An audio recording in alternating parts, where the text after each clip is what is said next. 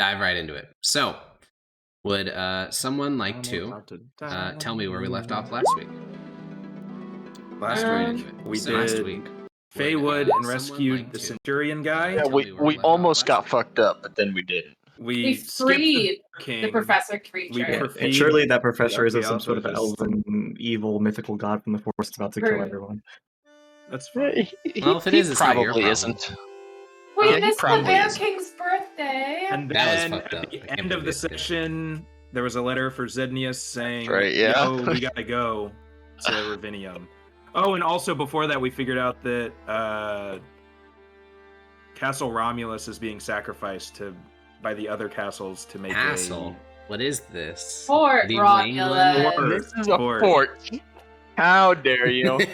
How dare you make a minor I- terminology mess up? I'd like to think of it more as like a tactical give and True. Yeah. Of lives. It's not- Yeah, It's tactical not give and take really of like lives. Knowledge or consent. Joke's If you wanna on go- you! if you The wanna military go to Fort doesn't need Romulus, their no one's stopping consent. you. The military doesn't get my consent when they do anything to me. Well, they get your implicit consent because you joined. Think about it that way. Exactly, yes, and so all those soldiers, the military has their implicit consent to get sacrificed. Well, so we were at the fine Fort Trajan. We just resolved a bit of a foray into the woods, and we now find ourselves ready to do a bit more wrapping up of goals here, and then going to Ravinium. In between sessions, I had a bit of time to prep Ravinium and think, and I realized, Renesmee, you are actually from Ravinium. That is where you were kidnapped from. It's where you did your judicial duelist career before you were recruited into being a judge. So as we go to the city, if you have any questions about it, feel free to. I'll probably answer them because you live there for. Well, probably not the majority of your life because of you were kidnapped. Wasn't she like, yeah? Well, yeah, but after she was kidnapped, she was freed, and she spent many years there practicing her skills. That's why she's level 5, because she was there for a long time. So yeah, if you have any questions about the city, I'll probably answer them. Can you give Yeah, us I'm a little rundown? Like, give me a little rundown of It's the my facts that I horse should lover. know. Sure, Ravinium is the capital city of Regia Nova. That makes it about the 4th largest city in the Empire. It's always been a bit small compared to the other major cities in the Empire, just because it's been on the coast or border of the Deadwood. However, it began to balloon in size in the last 50 years because the Deadwood has been pushed back more and more and more. And the most famous thing in the city is something called the Galentine Bastion, which is a super modern fort with cannons on it. It's one of the only forts in all of the Empire with cannons. Is she buddy with that senator? No, certainly. I don't think that was quite her social circle. Unless you disagree, Renesmee. Well, do I have any friends or the people that I worked for back then? Yes, actually, I was thinking about that. So you probably have some contacts. That would be the legal apparatus. So probably a couple tribunus, maybe a praetor. In terms of friends, there were other judicial duelists. If you think you'd be friends with those. It depends on their personalities, so Yeah. we'll see. If you think that there's any traditional duelists that Renesmee would have gotten along with, you can just write that in. Sure. But otherwise, if they're all annoying, then They are all typically that. wealthy men who are able to dedicate the majority of their life learning how to duel rather than, other stuff, which is why they're able to become judicial duelists in the first place. Well, we'll see. Okay. I don't Alright. typically like men in this Yep. character, but we'll Exactly. see. We'll So, see. Yeah. All right. Well, it is. You made some interesting remarks about Zednius. LMAO. It is. Reverse sexism, Giga Chat. Sindri. Is religion big in Ravinium? I mean, it's as big big all as the over rest the of the Empire. Empire, but It's got a temple. I know that. it does. Parla is the one that you're thinking of. That place. I mean, they both have temples. It's like Every a major city temple. in the Empire has a temple. Asked you for Ravinium. So, Yeah, you My house confirmed. would be here, or where would I have stayed while I was a judicial duelist? You probably would have just stayed in public housing. I don't have had your own home. Oh, is there a pub or a tavern? Do I have little places that I like? There I don't are, know. Ravinium has many pubs and taverns. They also have a sort of imperial phenomenon, something called coffee houses. There's a couple outside of the Empire, but they're almost all in the Empire. Okay, I like coffee houses. Okay, yeah, there's a couple Okay. of those. The most famous one is one called Palatine on Main, but there's several other in the city that you could frequent. Okay, cool. Okay, I'm excited. Okay. And then yeah. as for religion, yeah, there's only 2 official religions in the Empire: the Hellion faith, which is seen as like a mild heresy, and then the Almighty, which is yeah, it's just accepting because about a third of the Imperial population worships it, so you can't really kill them all. And then the other official faith of the Empire is the Varusian Creed of Aurelian Soul, which is the belief that the Almighty and the Emperor are the same person. Yeah. Alright, so Maximus grew up in a orphanage a few miles outside of Ravinium. Okay. All right, perfect. Wow, we got a lot of Ravinianites. Raviniums. Yeah, I don't know what the... Ravinia, yeah. Ravinia, yeah, we'll go with that. Yeah, a lot of We have a lot of Raviniais. rivers. You mean Ravinians? Yeah, thank you for that. Yes, a lot of Ravinians. Oh, I was Oh in my God. Nassius. Which one is Nassius? Nassius is... Oh, it's far. It's over in Celeria. I'll bring us to there. It's the furthest east, Holy shit. provincial capital. Yeah. Oh man, I'm far You from. all- You're from and the plains. You're a Where's- foreigner by all accounts. Where's I from? All I of don't you know. guys Oh, went you're to from the college. city of Reggio, which is over here. And west then of the where was capital. my station at? Your station Pretoria? was here on Proton. Okay, so way up north in a Yeah, different which empire. despite how no, this is a part of the Mythosian Empire. Wait, It's just this part up here. yeah, this little island. Wait. Oh, you- this island. I was Yeah, way this- too high. No, this island. Okay. And this island has about a third of the Empire's population, despite its incredibly small size. It's the place where the Hellion It's like- Pantheon originates from. New York City or something. Yeah, kind of. Or like England. Except- Yeah. No. Yeah, except 32 miles away from the continent. Yeah, it's pretty close. All right, so, yeah, we're at Fort Trajan. It is October 29th. And does anyone remember exactly what the problem is at Trudozio Corsicola, or are you just going to head over and figure it out from there? They didn't tell us. Ancient families that don't like each other or something. It's like Yeah, this is a multi-generational conflict, I believe, right? That We're was, at that was the about solve it. in 5 minutes. Let's go. All right, so let's review what we got on us. So we have a horse for each person. We got Mickey. We got Nami. I finally remembered Renesmee's horse's name. And we each got our riding horses. We got Gore. We got Het Hagal. Bargrim has been sent off to the capital, probably to never return. But maybe. So Probably to never return. you never know. Are we taking Gore and are we taking the whole ensemble with us as we journey west? Yes, Gold Yeah. will have to be my tank temporarily. And are these health numbers accurate? Is Renesmee at 9 HP, Maximus at 4, and Lars at 6? Yeah, fucking Yeah. probably. Y'all are dying. Roll I'm your at, hit die. I'm at 18 now. We don't have 18. any. Okay. All right. Then Joke's no, on no. you. I have no hit die, but I'm a fighter, so I just have second wind. Okay. Wow, you guys got really fucked up in that fight. Oh, Yes, I we might did. have Minus hit one- dice. Can I minus do one that? healer as Oh, I well. do. If you have hit dice, you could have used them because you guys took a long, or not a long rest, a short rest. Sure. So can I, or are you saying that's too late? Yes, you can. You can. Yeah. Nice. Alex hucks you out of hit die. Oh, no. Okay, that's plus. Ah, That's all I have. No, you. So you have Okay. 28 HP now. Okay, well, better than 9. So Absolutely. I mean, Well, considering and you have 4, your- yeah. And you have your shapeshifts. Yeah, it was Yeah. just like Transform 100 into something HP. with a ton of HP. Yeah. fucking hell, dude. Okay. I turn into the HB goblin, which rolls 300 D100 for its HP. Days. All right, so you guys Monsters wake that up can heal us. early in the morning, and Fort Trajan is once again bustling with further activity. A whole nother 4 or 5 contubernii have arrived, meaning the garrison has swelled from 300 over capacity to probably around 350 over capacity. It seems to be an unending increase in numbers, meaning the other forts must have practical skeleton crews. But you can head out to the stables, climb onto your steeds, and begin to ride westwards towards the small hamlets of Trudozia and Corsicola. As you guys ride through the countryside of Transatlia, pass parallel to the Deadwood, and a familiar feeling begins to come over you. It's predictable, the feeling of being watched. Does it really cause any of you guys that much concern anymore? Yes. After going in it.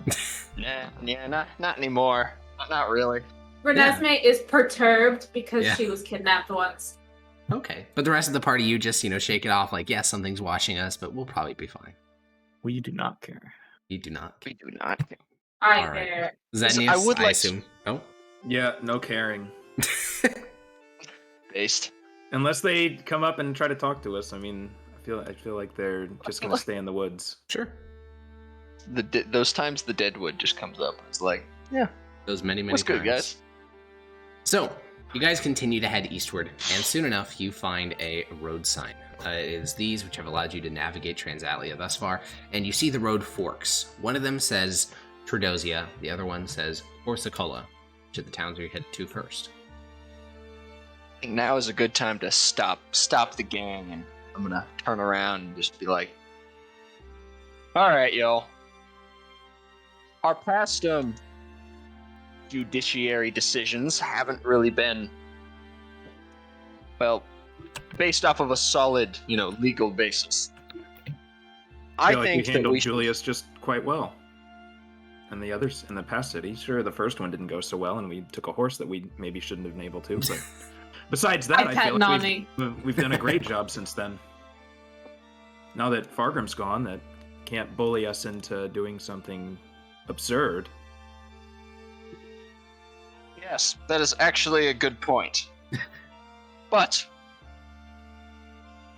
either way, Lars, you tend to just take the easiest route, which sometimes is do nothing, and sometimes is kill everything involved and then leave. Which, while it may seem like the easiest route, that is most of the time not the easiest route. So if you're going to be an active participant, be an active participant with things productive to say. Well, maybe you should make your choices look more enticing then. Maybe I should make my choices look more enticing. All right, it's kind of hard to make, discuss the intricacies of the law for 3 hours to look interesting. But you can't just kill everything. Well, it seems like you answered your own question, so we'll see. Are we going to continue into town? Which one should we continue into? I What like are the different options Gordosia. here? Tredosia and Corsicola. Tredosio sounds cooler. What They were we probably have needed better for? food. There's a dispute going on between the two. You know what? Let's just flip a coin. How does that sound? You're also probably gonna get a good feel that Lars is probably not gonna start shit because he's still pretty fucked up. He's not. He's not. That's a good point. Who wins? Quarter health Lars or 30 villagers? I think 30 villagers, honestly. Yes, that is almost. Ironically, it's hard to tell. He it's like 7 attacks a turn, and just Can knocks them all Renesmee out take a in one coin hit. out of her pocket? Certainly. Okay, I'm gonna take like a silver coin out of my pocket. Alright, what's heads, what's tails? Tredosia's heads. Alright, then Corsicola's tails, and I don't know how You should can I just do this? roll a Should I D2. Roll 1d2. Yeah, and then Two. tails is 1, heads is 2. Alright, tails. Alright. Tails. Well, it seems like we're going to Corsicola. Alright. Alrighty then. Hope they've got good food. You guys take the left-hand road, and as you travel closer to Corsicola, you begin to see a rolling countryside with large farming estates. It's not really plantations, more so just individual farmsteads. It reminds you more of Sedalia with its vast fields of grain and relatively protected areas than the Deadwood frontier. And as you get closer to the town, you find that the village of Corsicola, just like many other cities you've come across here, has a wooden palisade around it. However, it looks like they have a few professional guards. These don't look like legionnaires that they've just asked for. It looks like men they've hired out of the city's coin purse because they are in, sort of haphazard clothing. One of them has a breastplate on, the other one has studded leather armor. They both have spears. And as they see you in the distance, the man in the studded leather armor walks away from this wooden palisade gate in your direction. And once he's maybe 200 feet away, he shouts, "What are you doing here, travelers?" Japanese. We're Imperial judges sent to speak with you about your disputes with Tredosio. You see this mercenary glance back towards the other guy at the gate, and the other guy just sort of shrugs and says, All right then. And he walks back to the gate. And by the time you guys reach this wooden gate, the two mercenaries have pushed it open. And inside, you can see a bustling township. Despite the constant raids all across the Deadwood frontier, this small little village doesn't seem to have significantly experienced them. People are going to farmers markets and trading goods. At this time of year, the harvest would have already finished, but there's still a bit of trading of those goods that are well preserved. And one of the mercenaries, as you guys reach the gate, the other mercenary, not the one that talked to you before, says, you're looking for the Quaestor. He can be found making a speech. And he's over at the swine pen. Yes. You, sir, right there. Is there a jeweler in this town? Mercenary sort of... A jeweler? Like the one that touches up rings and the like? Someone that sells them. I'm looking for a specific kind of pearl. No, my lady. We have wandering merchants, but no jewelers. Have any wandered by recently? Recently? No one's wandered by recently. Alright. Well, thank you. Renesmee, none of these villages, no matter how many times you keep asking, are gonna have anything like that, right? Well, you never know. No, you do. No. You do, yes. No.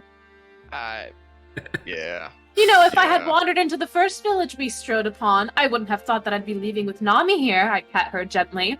But, life throws things in the way.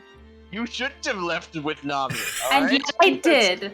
And yet I did. And that is my point.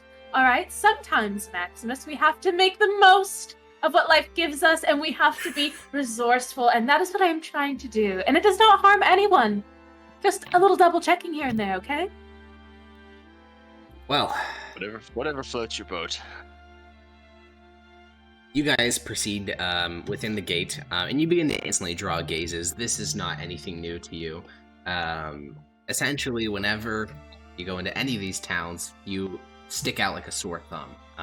You're clearly not from around here. Your equipment portrays that you are some sort of professionals, though last I recall, none of you openly display your Imperial Judge badges. So you just draw gazes.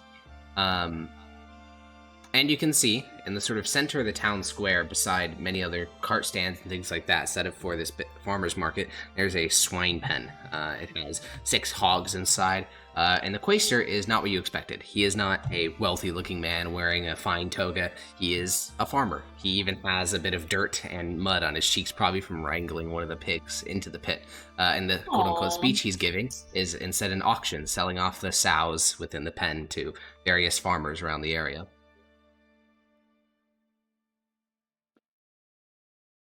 Is that the Quaestor? Does he look good? I believe so. Standing on a crate giving a speech. Is it a nice crate? No. Or does it look? He looks kind of worn down. Nice crate. Well, he's like giving a speech. He doesn't look I'm worn trying to down. He gauge just looks this city. he looks like a farmer. Does he look friendly? Does a I'd say Quaestor so, mean yeah. he's the guy in charge of the city? Yep, Is that it what means that he's a senator who rules over the city. So he rules over the city, and he's like on a cardboard box around a bunch of pigs. Apple crate, thank you very much. Well, I think that this is quite nice. I mean, Very humble. he's humble, yes. We've met worse people that have their noses up in the air, so this is nice, down to earth, you could say. Oh, let's. Should we interrupt him or should we let him continue? What's he talking about? Let's listen for a second. Yeah, you hear him go, number 5 does 6 now 7 daddy don't just doing an auction for the many sows on offer. I think All he's right, then. selling the pigs. Yes, that seems likely. And I'll walk up on my horse. Yeah, the Walk up to crowd him. parts and many gazes turn towards you, and the man pauses in his speech just before saying he was starting to say sold, and then he sees you and he sort of goes quiet, and the rest of the people all glance in your direction. Are you the Quaestor here? Yes, Quaestor Primus Ignia. Who are you? We're Imperial judges. Can we have a word? He seems instantly excited, and he hops off his crate and sort of wipes off his hands against his shirt, grabs some gloves from one of the people beside him, and walks over and extends a hand to shake yours with some clean gloves. I'll shake his hand. He shakes your hand and says, "Well, it's a pleasure to have you here, Judge. I've been told by my cousin that you are on your way, and I'm happy that we can get this dispute nice and resolved." Yeah, that's why we're here. Well, I suppose we should go grab the town historian and summarize, everything that's happened here.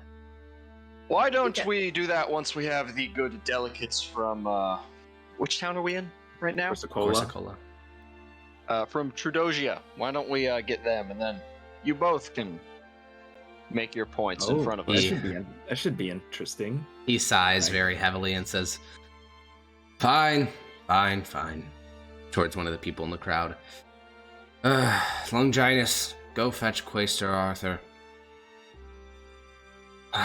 All right, I should make you comfortable. Let's head to my estate. He points towards a house outside of the wooden palisade walls. It's not significantly bigger than any of the farmsteads you've seen thus far. We can head out there and get you nice and comfortable for the proceedings. Expect this may take some time. That seems likely. And he will walk through the town, exiting the palisades. You guys continue to draw gazes. You can hear people mumbling, that, they've come to help us, and, things like that. And the Quaestor will bring you up to his farmstead. It has a stables. It has a large grazing area where you can see cattle, sheep, and pigs, and a chicken coop. He brings your horses to the stable, has his stable hand, get you guys nice and comfortable, and he'll bring you guys into the dining room. It's not very fancy, as seems to be the sort of rule of thumb for this town, but he gets you nice and comfortable and says, well, anything to drink or eat? I could have my wife cook you up something quite good. Yes, please. Oatmeal? Do you have porridge? We have oats, just some hot water, and you got oatmeal. What is it Yeah, with you and that would be oatmeal? amazing. She's All right, oatmeal and pork for the rest of you? Pork sounds good. Yes. All right, then. Yeah, sure. Exits the room, and you guys are alone for a bit. Some time passes. The man's wife will come in maybe 50 minutes later with some freshly butchered pork. It's been pork ribs and pork belly for some of you guys. It's a veritable feast of pork with a side of porridge for Renesmee, along with local leafy greens and some bread. It's a lot more than you're capable of eating. And she will continue to supply you with drinks of wine and beer and whatever else that you ask. This town, while they don't seem to be particularly wealthy, food is plentiful. And after about an hour and a half, the Quaestor will return to your guys' room, but he's dressed up a little bit. He's wearing his official Quaestor's toga. He has a purple sash across his chest, and he's shaved his face. He says, well, Quaestor Arthur should be here any moment. Do we have to entirely wait for his arrival? I think that would be best. All right, then. He's a bit of an ornery old man. An ornery. We can wait. Angry. Angry, I see. What? Are you a pleasant old man? He looks at himself.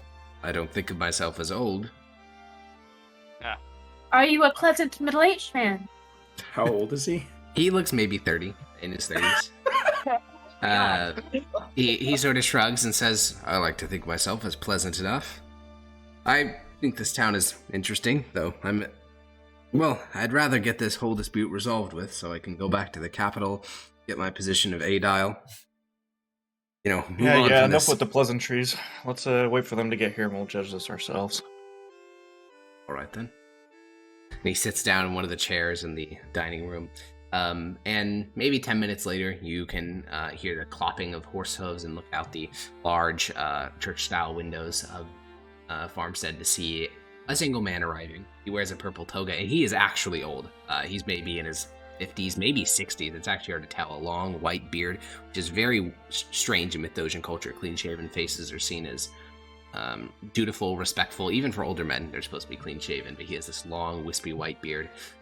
His toga has seen better days, and he has a long purple sash across his chest. And after, dismounting all that, he comes into the dining room. Instantly, animosity sort of fills the chamber as him and the other Quaestor sort of narrow their eyes, and the man who's just entered says, well, judges, I'm Quaestor Arthur Larcia. Pleasure to meet you all. You as well. He sits down across from the other Quaestor, and the two of them sort of look at you all expectantly. Well, we would like to hear about this conflict that you two are having. Both look at one another. You said this is your historian? The older man says, No, I'm the one with the historian, not him, and my historian is back in my town. You didn't see fit to bring him?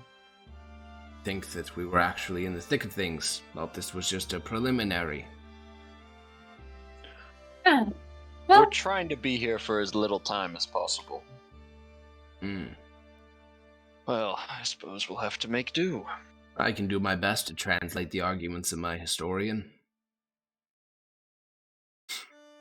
well, one of them will have to tell us their side of the story first. So, would you like to flip a coin? Why don't we just begin with the old one, since we went to the young one's village first? Ah, that is true. The older man stands up and says, All right, then. I'll begin with the argumentation. Well, what's your name first, sir? Quaestor Arthur Larcia of Introduced Tredozio. himself already. Oh, sorry, I didn't hear. Well, Quaestor Arthur Tarsia? Larcia, yes. Larcia. Okay. Puss in chat, puss in chat. Yeah, an odd Oh my name for a God, Mythdosian. You gremlins. Yeah. Anyways, my argumentation goes that 3 years ago, Consul Militum Galenus passed through Corsicola. He made a proclamation. In this proclamation, he stated that the first city or township to have a asserted legal claim with the authority of the Empire on the property could begin recolonization. The legions would assist in this effort for a period of 2 years, and all artifacts, anything else recovered from the ruins, would be property of the city that had legal ownership of it. I was the one who initially tried to claim it. It seemed only right considering the history of my city. However, the Corsicolans disputed that claim, and since no praetors or tribunes decided to come out to the frontier, we find ourselves here. The root core of my argumentation is a historical document from nearly 1,000 years ago recovered by one of our historians. Makes it clear that our people hailed from Batavia originally. We are their long descendants, and therefore we have historical claim to the land. Wait, so this whole dispute is over colonization rights of Batavia. And legal rights to all loot and wealth taken from it. Okay. And it's upon the basis that whoever was here first has the legal claim to it. The Tredosian begins to speak, and the Corsicolan Quaestor stands up and says, Not exactly. It simply says that whoever asserts their legal right to the property. It gives no description of what that legal right must be. I'll look back at the other guy. Tredosian sort of shrugs and says, That is true. Obviously, claims of a historical nature are far more powerful than any argument, but in the proclamation, the Galenus did not make it clear. So it's just whoever can establish a legal claim to it first. Both of them nod. Alright. Well, that's good. We found common ground. Alright, and your argument is based on a really old artifact? It's the founding scroll of our city. We have no modern documents of incorporation because we've existed as a settlement for so long. Once, our city was devoured by the Deadwood, and so we fled north, but then we returned once it was recovered by the legions almost 50 years ago. Ever since then, our town has had consistent habitation, brief periods of Deadwood occupation. We also, due to that document, can find that our people stemmed from Batavia, and since there's been no massive demographic shift in our town, it seems only logical that we are descended from those same Batavians from over 1,200 years ago.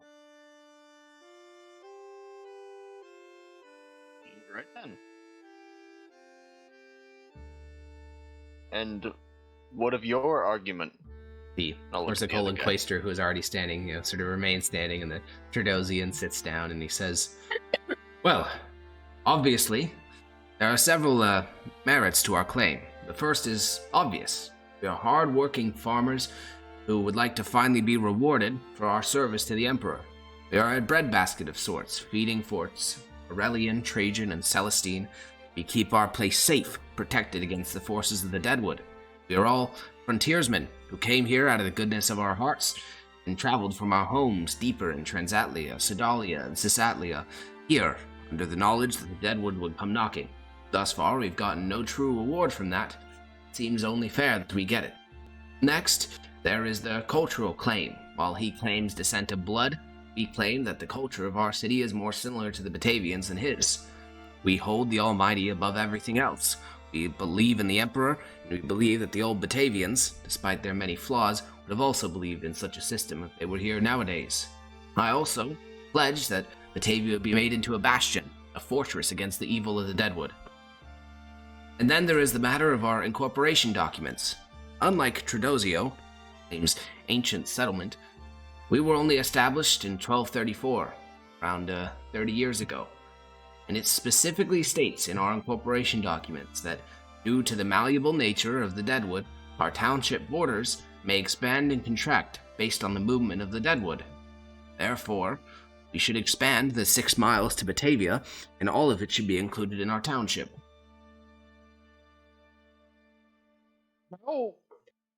How wide across is, like, the city of Mythos? Maybe 3 by 3 miles. Alright then. And you said the Deadwood is still like half of Batavia, and it's like Yeah. encroaching even deeper. Mm-hmm. Well, unless you Okay. actively attack the Deadwood, it'll grow back and conquer all of Right. Transatlia, Regionova, Sedalia. Right. And I haven't seen anything from either of these two groups that seem like they even are capable of doing that. Well, they get the Legion's assistance. In the Proclamation of Corsicola, it's been determined the Legions has to help them for 2 years. Oh.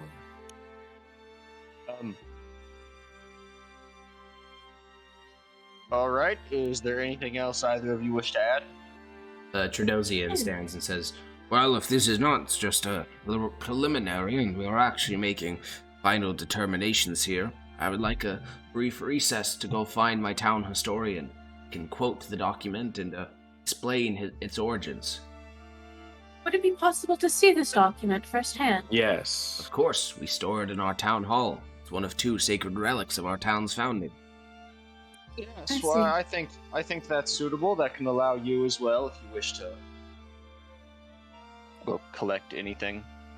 You can The do that as Quaestor well. of Corsicola nods. Alright, well, just come back when you have those things. Yes, the Trudosian exits the room, off to fetch his parchment and his historian. And as you guys are here, the Corsicolan Quaestor sort of stands and says, well, while he's off doing that, I believe we have a mutual ally.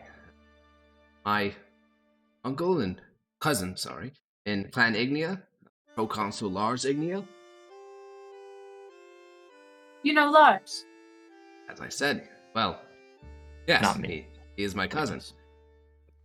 I think we can come to a mutual understanding that he could look upon you more favorably if you were to make this easy for me.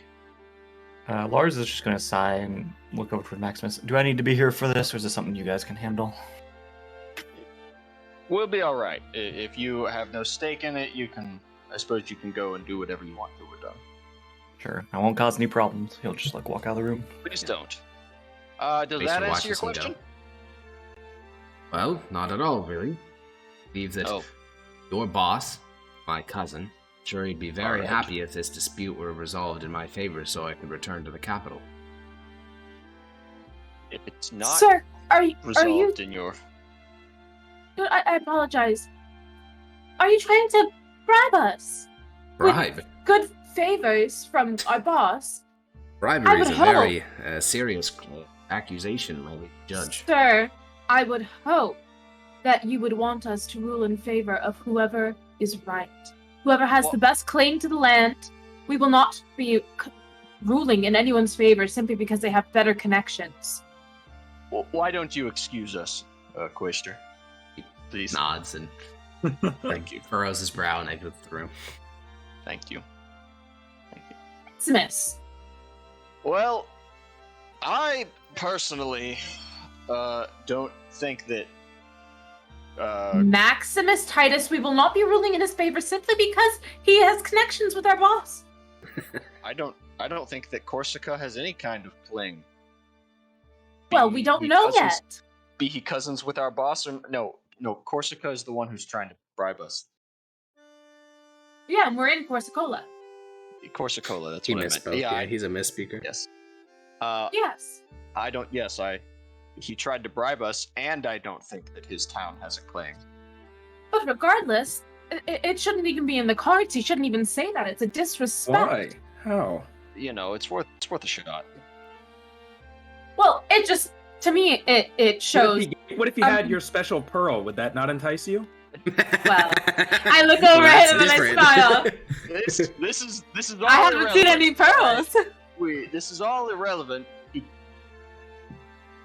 All I'm just saying going- is, if I'm the just gonna- offer's good enough, why not hear them out? Well, yes, if he was like, all right, I'll give you 3,000 gold if you rule in our favor, then I would probably go ahead and do it. But, you know, Maximus! 3,000 gold's a lot of money. Maximus Titus, do you understand how much trouble you would get into? I We think don't I get into understand. any trouble, Renesmee. I Oh, understand my far better than you do, God. Renesmee. I was in the military for 20 years. You lived. We will have no consequences You for doing that. We could consequence existed in him the for woods. doing it, but Existed in the woods. I was fucking kidnapped. Yes, I didn't say anything about That is how you not got there. existing in the woods. That is being kidnapped. That wasn't the point, Renesmee. You said that like I was taking a fucking holiday, like I was camping in there. Well, I was going to say you lived in the woods, but I didn't think that was right either. Yeah, well, existing isn't right either. Maximus, I am deeply perturbed by this conversation. I am going to go and take a walk around this town, and I hope that you really think about what you just suggested to the group. And I'm gonna storm out. Where to? What the? I would like to find. Is there a coffee house in this place? No. The coffee exists. Yeah, it does. Is there- It does exist, certainly, just not in this town. I would those like are to go and to a pub, a tavern. I would like a fucking Okay. beer. Yeah, you begin to she's walk in gonna the get direction. hammered. You begin to walk in the direction of Corsicola, and Strada. Lars, you see as she leaves the estate and begins to walk in that direction. Well, Zednius, You Maximus. I don't think that Corsicola has a legal claim. What was their claim, that they're closer and they've got some document? Was that them? No, that was the other one. That was Trudozia. Trudozia says that because they are descended from them and they have a document proving it, that they are the, legal heirs of the And ruins. that's the document he went to go get? Yes. Interesting. Yes. Now, the other, Corsicola says that they have a right because they're culturally descended rather than, by blood, which I don't think that has any legal precedent. I think that if you're descended by blood, you get to inherit the thing. Well, yeah, so there is the matter of legal precedent. You Yes, can we'll go with always that. roll to see if you recall imperial law or religious law regarding similar cases. I'll do. Sure. Imperial I do, law would be history, religious law would be Relig. religion. Yeah, I'll do religious law. I give more credence to that anyhow. And we're doing Aurelian soul religion, right? That's the only religion that matters. That is Yeah. what religious law is. Religious law is the law of the And church. I'm trying to think of our conversation where I read the animal law. True. Well, you can roll a religion check as well if you liked. Okay. I have Maximus, you like recall one. nothing. Well, you I have stormed off, proficiency. Renesmee. I know, but I'm thinking in my head. Okay, we'll get to that in a surely. sec. So, Zednius, you think about it. And Yes. you read a lot about the church, the Hellion church mostly, but the history of religion in the Empire is the history of the Almighty, so you have to know about it. And when you were undercover, Mhm. you learned a lot. And prior to the Light Wars, which was a religious conflict in which the emperor basically obliterated the church, the church recognized that within 5 generations, you would have a legal blood claim. So not your great-grandfather, but your great-great-grandfather. After that, though, it did not matter. Like, at some point, you just have to stop and, like, deal with it some other way. And so the way the church would rule this case, prior to the Light Wars, would have been, you would just give the city into public trust after 5 generations. Like, there is no individual claim to it. But after the Light Wars and the church was obliterated, the church law changed to reflect imperial law, meaning there is no such thing as a historical claim. Full stop. The empire has legal rights to all territory that isn't directly claimed by an individual. But they have a document that says one of them gets to use the Legion to clear it out. Both of them have that document. Both of them have that document. Yeah. But really, it should be a public domain and just be its own thing. By strict imperial law, this would just be an imperial city and there'd be no individual claim. But it seems like Gallienus took the law sort of into his own generations. Hand. Yeah. Which they are well past. 1,200 years is a lot more than 5 generations. So neither of these groups has any claim. From religious law, yeah. Which is all I care about. I'm Mr. Religion. Pick the rascal that didn't try to bribe us. There you go. What did he try to bribe us with? I was just coming back when that happened. He's basically saying that he knows our boss and that he put in a good word for us. That's basically it. We already have a good word for us. What does that mean? He's the cousin of our boss. I have a good word for me. Which isn't Lars also his cousin? No, Lars is from a totally different family and clan. Oh, I see. Never mind. Same first name, different, literally everything else. That makes sense. Yep. Okay, so Renesmee, you storm out of the estate to make your way to Corsicola, probably to get drunk. I don't know what your intentions are at the bar. But as you're doing that... I just want a beer. Okay, you hear a whistle and then a bark as Gore runs over to you and Lars jogs to catch up. I'm guessing you couldn't put up with that guy either, huh? He was literally saying that if we ruled in his favor, that he would put in a good word to our boss, and that he'd be more likely to be favorable to us.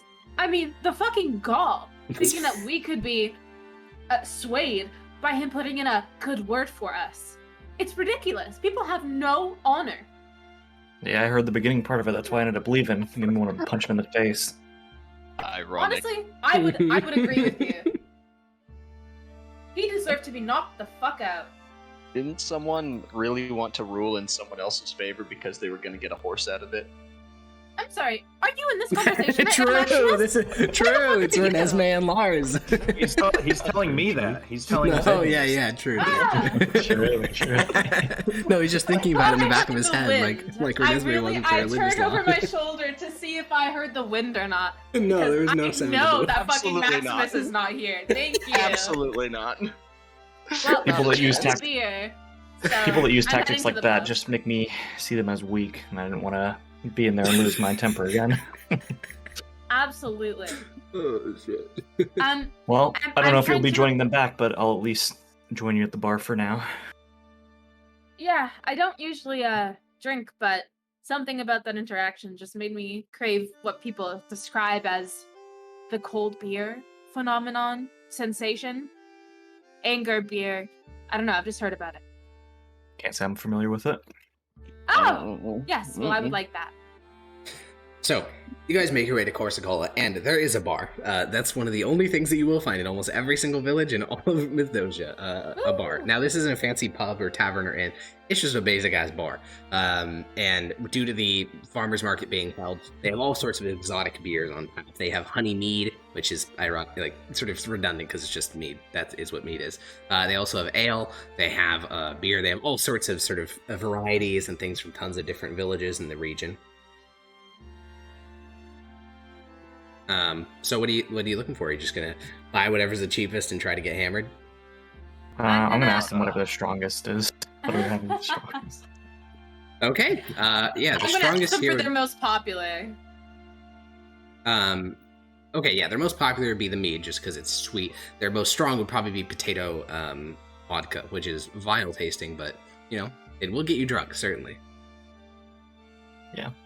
All right. I think he wants to get buzzed, not drunk, but yeah. All right. He definitely wants to not have to deal with the situation that's going on right now. So, Zednius and Maximus, you guys remain in the room for a bit. I The basically quaestor- I'm telling Maximus, so religious law will dictate that even if this document's true, it doesn't matter. It's way too long ago. What do you mean?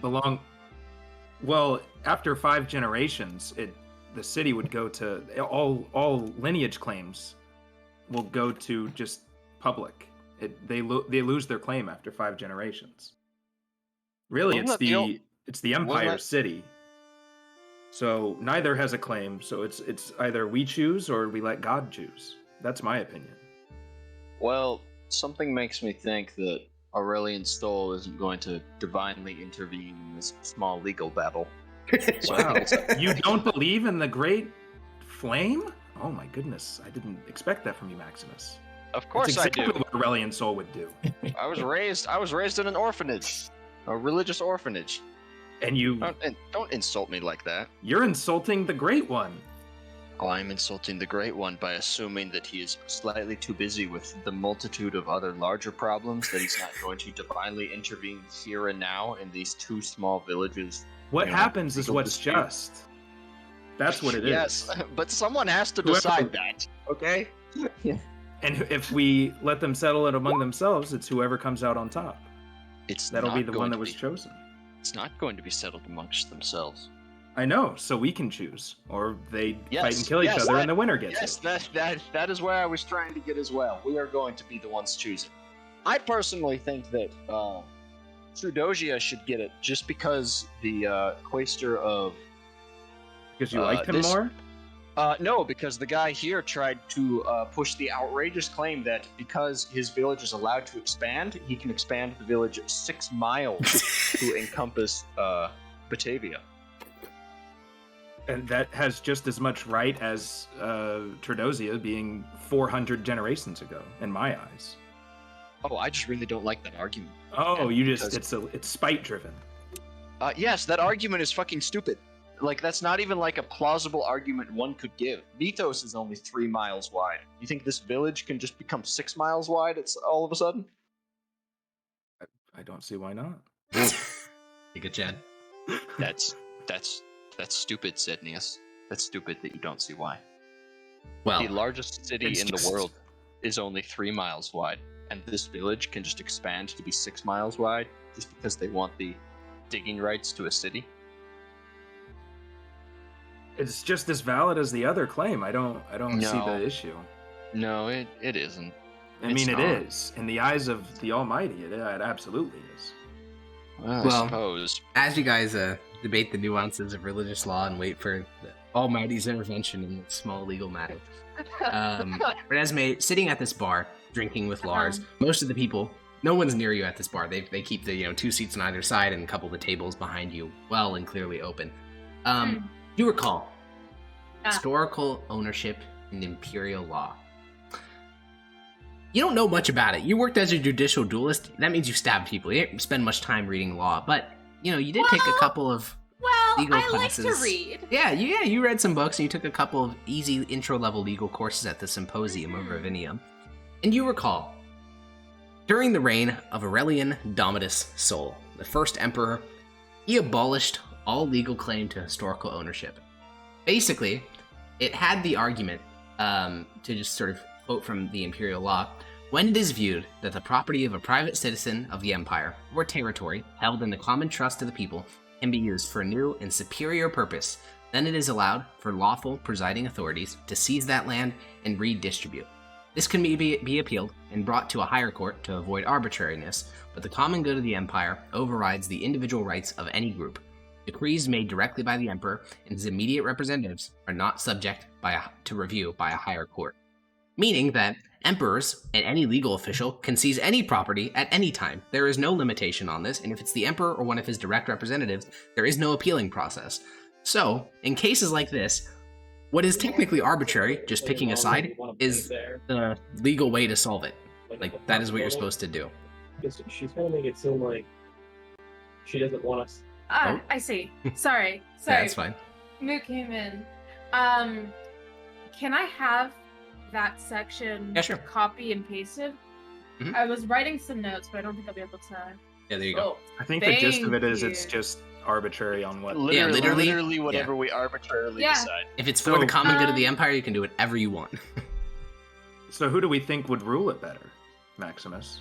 That's what I think's important. Anyway. Well, we Well, don't know I will- this.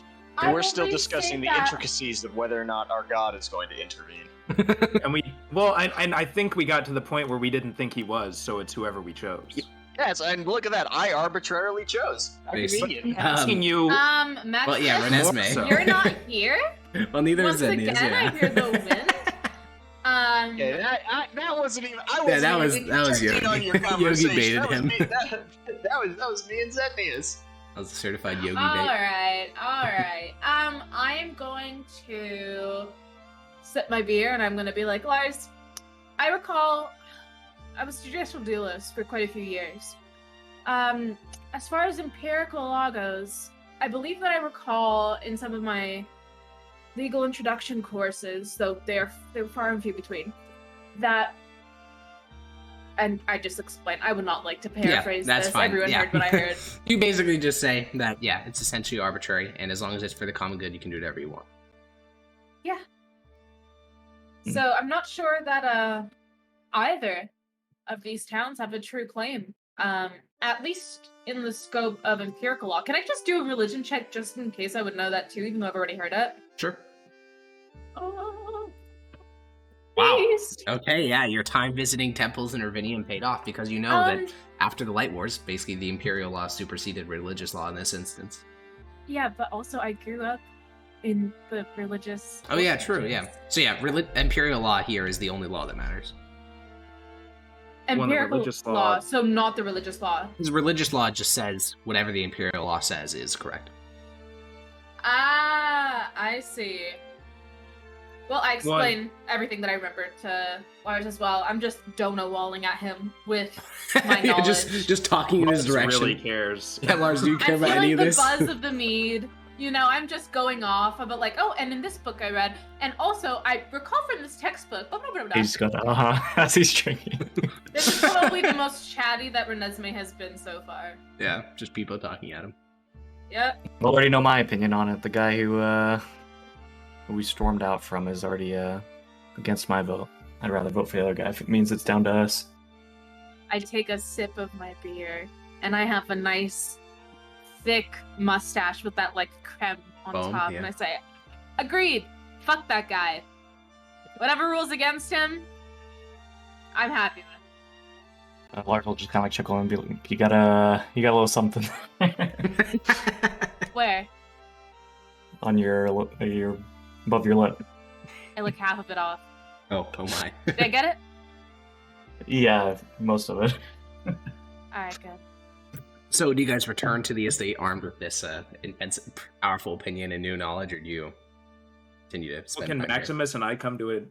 Nope, he failed his history check. Yeah. I meant, can we keep discussing? Oh, Not yeah, just yeah. see If you guys this new like to information. continue to discuss 'Cause we the Almighty's said it's intervention. either up to God, which is do nothing, or we choose arbitrarily. Yeah, certainly. And I wanted to sort of see where we ended on that before sure. everybody jumps back in. Understandable. So, yeah, you were saying that, God has no You think opinion here. God has no opinion, and you just think that the other guy's argument is bad, so we don't like it. I think it's. I think that because he had the gall to even propose such a stupid argument in like a That he thinks actual lowly of legitimate us? proceeding, yeah, not that. It's just he proposed a ridiculous argument.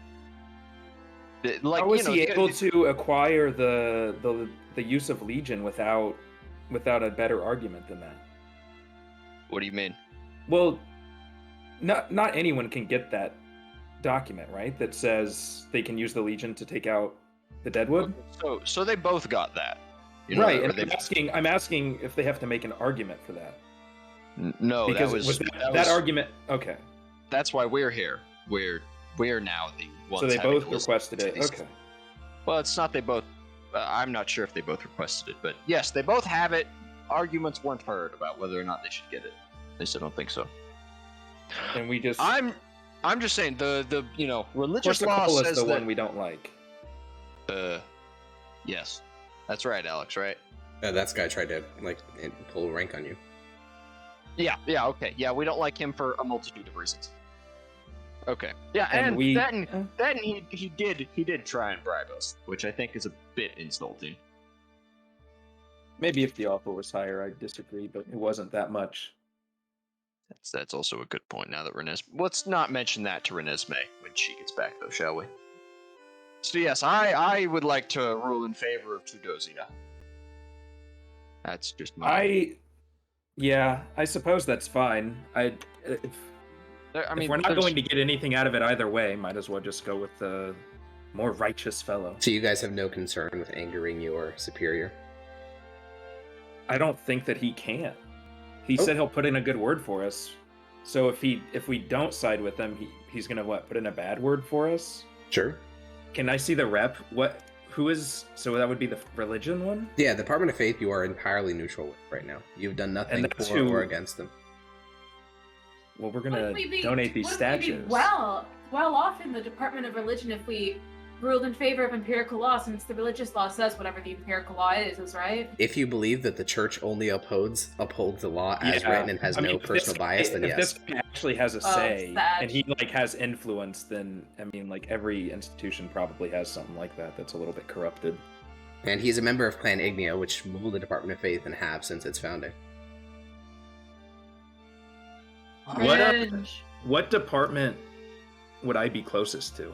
Department of Magic, because that's Clan Fabricius. I would.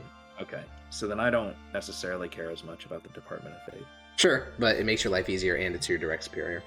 It is, but we also have a bargaining chip in all three of these fucking statues that might be worth something to them. That knows. I think... I don't know. How valuable do I think those are? I guess we can wait until... Yeah. Monetarily fine, but stuff like that rarely improves your reputation. I mean, it'll improve it a little bit, but not as much as you're thinking, because the Department of Faith is so spectacularly wealthy. All these departments are, that you giving that to them is 0.0000001% additional wealth to the church. It's not for the wealth, it's that we've liberated it from the Deadwood. Yeah, it's just... We went in, it's cool and all, but the relations here represent what the highest echelons of those departments think about you as individuals. So while it may be a token, oh, that's kind of cool they did that, and they could have just sold it, it's not actually going to improve your reputation that much. The reason your Department of War reputation has improved so much is because you're consistently helping the Southern Legions do all sorts of shit you don't need to help them do as a part of your mandate. And the Civility dislikes you because you've just violated and flaunted Imperial law. So Civility would probably actually like it if you guys honored Imperial law here. But the Department of Faith probably be pissed. We can figure out Department of Faith later. Okay. So, I don't know. I don't know. What's this guy's name? He's the cousin. Yeah. He's the cousin of the proconsul. Yep. Quaestor Primus Ignia. That's not his full name, but that's the version. I'm gonna call his bluff. I don't think. Okay. Plus, I'd have to argue really hard to get all three of these psychos to agree with me. Based. All right. So Renesmee and Lars, do you guys make your way back to the guy's estate? Insane. Do you guys make your way back to the estate from the bar? If Renesmee is wanting to leave, I'll just say, nah, go on without me. I'll just end up causing issues if I go back. I'm fine to head back when they need us, but I'm enjoying my time here. How do you know when they need you? Hagal creeps on her shoulder. True. The history guy, the guy who went to fetch the historian gave a time frame, didn't he? Yeah, I said about an hour. Yeah, well, we'll stay here for about an hour. Okay. Yeah, you guys hang out. And shortly before the Tredosian representative returns, the two of you guys make your way back to the estate. You find Maximus and Zednius in the room, swirling cups of wine provided by the estate, the pork feast about half eaten. And you can see the Tredosian Quaestor's cart rolling up, and you can see a second person on the cart with him. Do the four of you want to discuss before the Tredosian representative comes? Yep, I want to update them. I have come to an agreement that Tredosia should get the land. And this is based off of what law? Based off of religion not necessarily caring, and I'm not thinking God's going to make a choice, so why not us? Well, yeah, this is based off of my my personal choice. Yeah. Are they siding with the see. guy that bribed us, or didn't bribe us? Didn't. Didn't. Okay, Well, that's all. I am not against that at all. I am not particularly yeah. favorable to. I remember what the word was. I'm not particularly favorable. Well, you stormed out Dude. here pretty strong against the cloister, against Cardoza. Have you changed your mind? Corsicola. And no, I haven't changed my mind, but I would Oh. like us to all be aware of the law. So, I go to sleep. religious law says that, and I know this because I was a judicial He just wants duelist and I to took a flex. few legal classes. Yeah, I I'm do. I want them ignoring to her. under. I'm- You I'm can't gonna just- ignore me. Why not? I'm going to go into Hegal. I'm going We into understand. Hegal. We understand the religious law. This is like legal law, I'm pretty sure. Yeah, religious law says that empirical law is the only thing that matters. Alright, But as I'm far as I am looking at Hegal, too. aware, I'm both of looking you through his failed eyes, I'm your listening. historical checks, so you I don't didn't know roll what the fucking history trick. empirical I'm law looking is. at Hegal. All right, So let me Zednius' eyes roll back explain. into his head as you start talking. Is there water in the room? Yeah, there's beer and wine and water. I do a little flick of the water and I hold it above Zednius' head. I don't think Zednius? I don't think I hear you or I feel splash. you, or I think- I don't think I feel that. I Yeah. Sorry, I would like. I was gonna speak up before she successfully splashed. Yeah. Did you splash Lars in the face? What? No, I'm trying to splash Zednius because his eyes rolled back into his head when I'm explaining important law. Yeah, but Lars isn't even here, so you should go and splash him for completely ignoring you. Period. I Shouldn't you? grab another orb and I put it above Maximus's head. Will you both let me explain the law at hand? I'm just gonna sidestep slightly. Yes, I'm I'm going all to for it, move but- it on top of his head again. All okay, right. I'm just gonna I knock splashed it Zednius. away. I'm just gonna knock it away. Well, I'm gonna splash him with it then. Yeah, as your Well, hand I hits knocked this mine bubble. away, yes. Yeah, as your hand hits the bubble to, sort of break it, the water splashes all over you. Or I guess wine, And I probably. I splash Zednius with it as well. And I No. explain the fucking empirical law. I don't know why this is difficult. I Okay. just want to explain empirical law. to Yeah, them. sure. You just start to people talk about imperial law. Maximus, you have to listen to it. You have no escape. But Zenius remains looking through the eyes of Hetagal, who is on the second story, staring at the Quaestor while he, recites a speech like he's practicing. And then maybe a minute or so later, you return through the eyes of Zenius, and you find that Renesmee is finished with her. All right. Is that it? I'm not sure why you seem so heavily disinterested in the legal precedents and the legal statutes when this Because is an it doesn't entirely change legal anything. case. Because it doesn't change anything, Renesmee.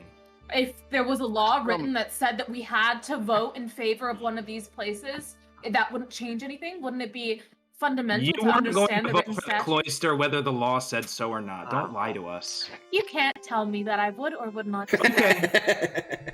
And you can't convince me that you wouldn't, so... Well, then we're at a standstill. Oh no. It doesn't matter. You're siding with Trudozia. We all know this. Well, of course I am, because fuck Corsicola, but still, you can't Oh. tell me. Why are you making this so difficult? We all know it's Trudozia. Because we have to understand the law first. Well, at around this time, fucking Christ. yeah, you guys have been Holy delaying shit. long enough that the Trudosian senator has now knocked on the door, and you can see the Corsicolan servant is going to answer it. Oh my god. The Trudosian walks in, and he What? looks. Oh, Ah, Peach? there we go. Death?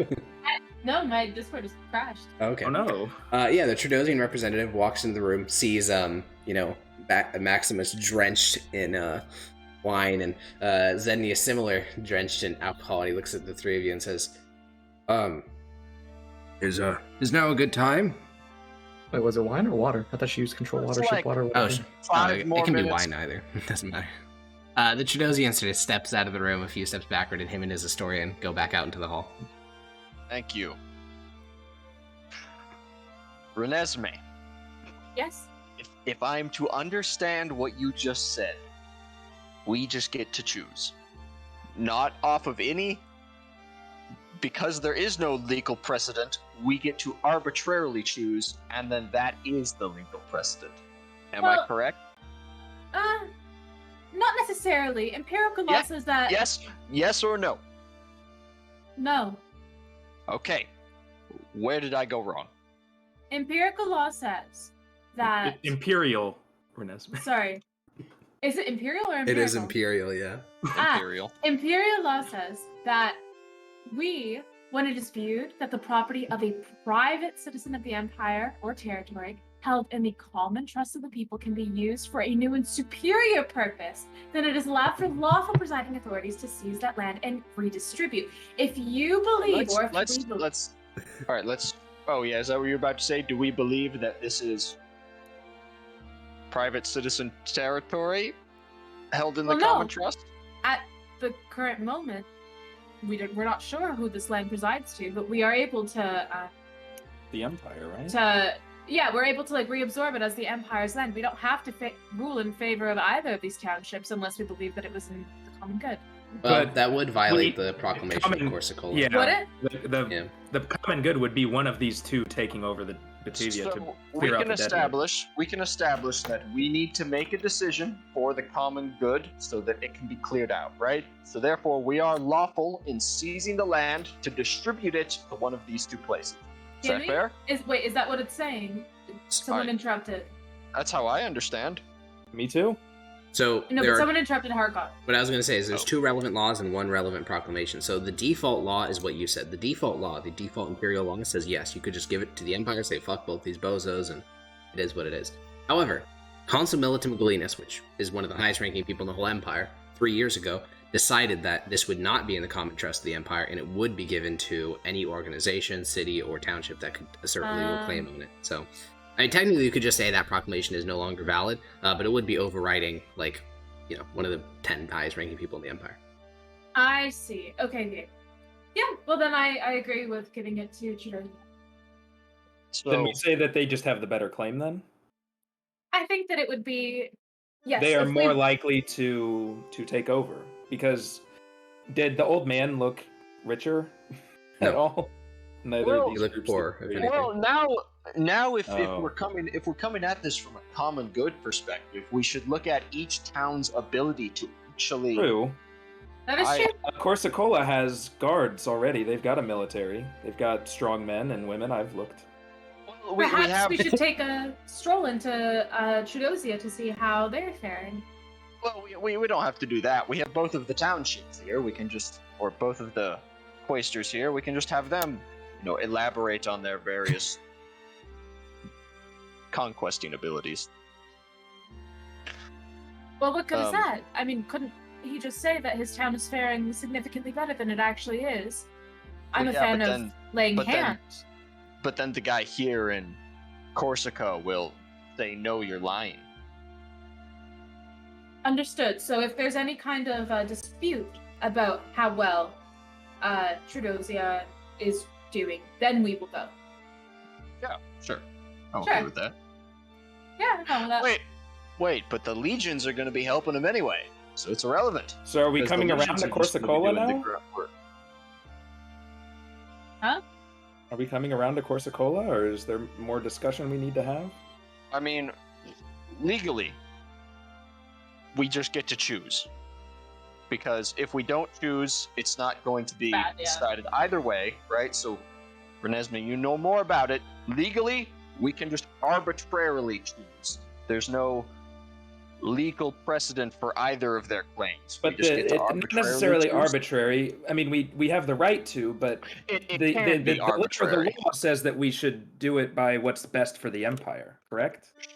Sure, but the legions I are going to be believe the so. ones. The legions are going to be the ones clearing it Well, out then anyway. we judge by the leader, and we think that this old man, grizzled, doesn't even shave his face, is more capable of leading than this young 30-year-old That tried to bribe us? that has connections.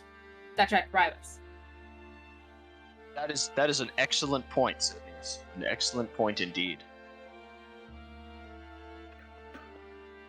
I mean, Renesmee, not to bring up things in the past, but you exactly haven't followed the exact letter of the law, yourself. Oh, that is completely untrue. I followed the law to a T. In fact, Nami was, as far as I recall, a possession that I was more than within my right to reclaim for the Empire. If it was illegal, I wouldn't have done it. No, that's not. No, that's not how that works. But either way, I think I've flipped over to it's not Corsica. What is it? Corsicola. Corsicola. There we are. There goes Our Peach Discord again. crashed again. Oh, Peach is gone. Hurry, let's. True. Side to True. Quickly, boys, she's back. She's back. Nothing happened. I would like to rule in favor of Corsicola. Zednius? I don't know that I've got enough information. I think that Corsicola clearly has a strong pull, but I don't know anything about Triodosia. I mean, old man. Old man, that's true. Old man. And Corsicola does have fighters already here. Indeed. I also And he'll put in a don't good want- word for us. I also don't want to be here any longer. Nope. Corsicola it So- is. All right, so Renesmee is rebooting, so we will. You guys can usher the Tridosian representative into the room since he is waiting out in the hall. Sure. Okay. Yeah, he comes inside and looks around and says, here's now a better time. You have the document? Yes, I brought my town historian, and he points toward the man who sort of steps into the door behind him. We have the document with us, and he can give you the proper analysis of it. I want to also inspect it. Yeah, sure. For The forgery. historian will take a scroll Forgery. case and spread the scroll out on the table. It is old-ass looking paper, and there's magical glyphs on it to preserve He it. just poured It's coffee on regular paper to make it look old. genius. And the translation is not in modern mythos. It's in a very old language, one which you recognize as written, like it was in the inscriptions in Batavia. And the historian sort of moves his finger along the text and says, well, best as I can tell, it says, then from the city of Batanar, the children of Hylius went along the river's edge. At a place where the river was thick, they made camp. They found a sycamore tree stretching across the river. There placed the foundations. The city came to be known as Trado, after the founder's deceased wife. This would come to pass in the 234th year of founding, which, as best as we can tell, is around 20 years before the shattering. Can I make a investigation check on the quality of this document? What do you mean by quality? Well, does it have any obvious signs of tampering or forgery or... Do you have a forger's kit proficiency? I do. Use that then. And do a Int? int, Oh, yeah. okay. I thought you just click on the forgery key. I do, No, but it's, you can use it has different dex. attributes. Oh, Weary. Oh no, it's Weary worse. attribute. All right, you take a look. This is, alright. as far as you can tell, original. Ah, so it's fake then. What? true. As far as he can tell. Well, I mean, like, Yes. if we want to go to Corsicola, I just say, this thing is fake. Oh, okay. Well, the Tridosian and his town historian look immensely proud of this small little roll on the table. I'm not going to do it to him, but I will say that under... Shall we wait? Should we wait for... Renesmee? What are Yeah. the Oh, Can you you hear are. me? what's the quality of your town defenses? Just like most cities, we have a palisade. Since one of our edges of the riverbank, we only have it on 3 sides, so we're able to sport a stone tower. And the garrison? Garrison? Yes, they have a private garrison here in Corsicola. Oh, we can't afford anything like that. We just have a town militia. I see. And what experience do you have with Batavia and the issues that may arise with colonizing it and such? Well, as a quaestor, I served in legions, so I was a staff officer. But that was many, many years ago. During the Galentine War, many of our young men went to serve in the legions to help claim lands of our people. Beyond that, we're a community of farmers and fishermen. All right then. Shall take that into account. Now, where's the Quaestor of Corsicola. The servant that was sort of just idling the room heads upstairs to go grab the other Quaestor, and the one from Tredosia says, "Well, are we going to be having the final judge present?" The fourth one? Yes. No, he does not seem to take an interest to this. All right. And we'd rather not deal with any two on two. While we wait for the other Quaestor, can I ask why you've asked about town's defensive capabilities? Well, we thought Batavia it is might- very close to the Deadwood, and as it is right now, it's under the Deadwood. Yes, so but the even legions even will after, assist. even after 2 years of having the Legion, the Deadwood is still going to be right on your neck. You have to understand. But the legions will assist us. For 2 years, where will you be in 2 years? Well, I'll be in Batavia, with hordes of settlers coming to the town. Opportunity of settling a new city could attract many people. Have you ever been to Batavia? Not been allowed to go there. It's deemed as too dangerous by the Legion until we decided who would get colonization rights. We all have. It's Rough. I'm yes, certain you'll have it your work is. cut out for you if we award it to you. Well, sort of he looks almost guilty for a second. He says, "Well, gaining Batavia would be very, very important for my town. So if perhaps some of the proceeds that we find in Batavia could be offered, that could be beneficial. We could use the city." Waster, you demean yourself.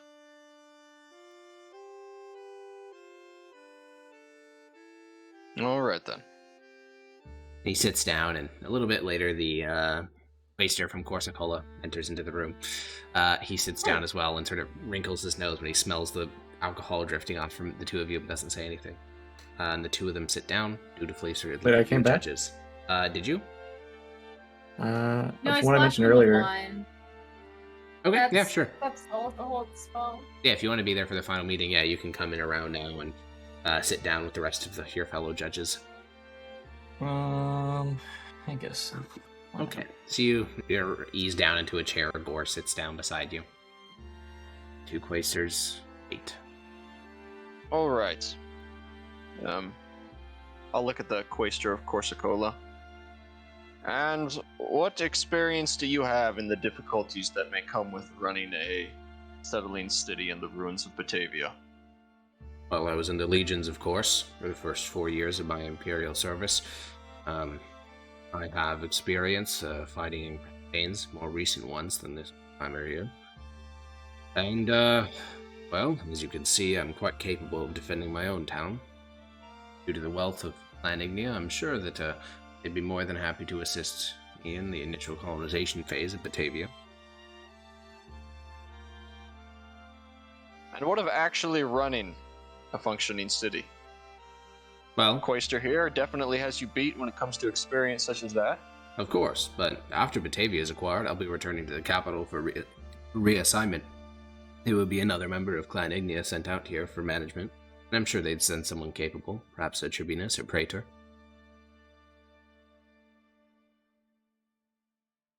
Alright. I think we're going to make final deliberations. Why don't you two stay here while we discuss elsewhere? All right, the 4 of you guys can stand up and exit the sitting room out into the hallway. Well, I am satisfied with awarding it to Corsicola. They definitely seem to have the best chance of success. I agree. nothing else. And according to Miss Renesmee's legal doctrine, it belongs to the Empire anyway, so why not let them install the head of it after Corsicola's done taking it over? Yes, I think we should award it to the person who has the best shot of successfully colonizing it. Well, you already know my feelings on the matter. Yes, that's why I didn't say Lars. That's why I said Renesmee. I am just not a fan of that man's attitude. I can't deny that I believe it would be better led under his command. I mean, he clearly has a great township, but the means by which he is securing it, I'm just not a fan. The old Quaestor attempted to bribe us as well. Were you not here for that? For what? The other guy also tried to bribe us, but with money. Oh, did he? Was Yes, I he there did. for that? Sorry, I might you have were. like zoned out. Oh. He Well, said he'd It was- give us a it was percentage quite of their subtle. earnings or something. I see. It was quite subtle, but yes, he did do it. Well, that's nice. Well, I suppose give it to Corsicola then. Why not? At least they'll be in the better briber's hands. All I right then. wish Batavia good luck. All right then. And I'll walk back into the room. Okay. All right, we've made a decision. Going to be awarding the colonization rights to Corsicola.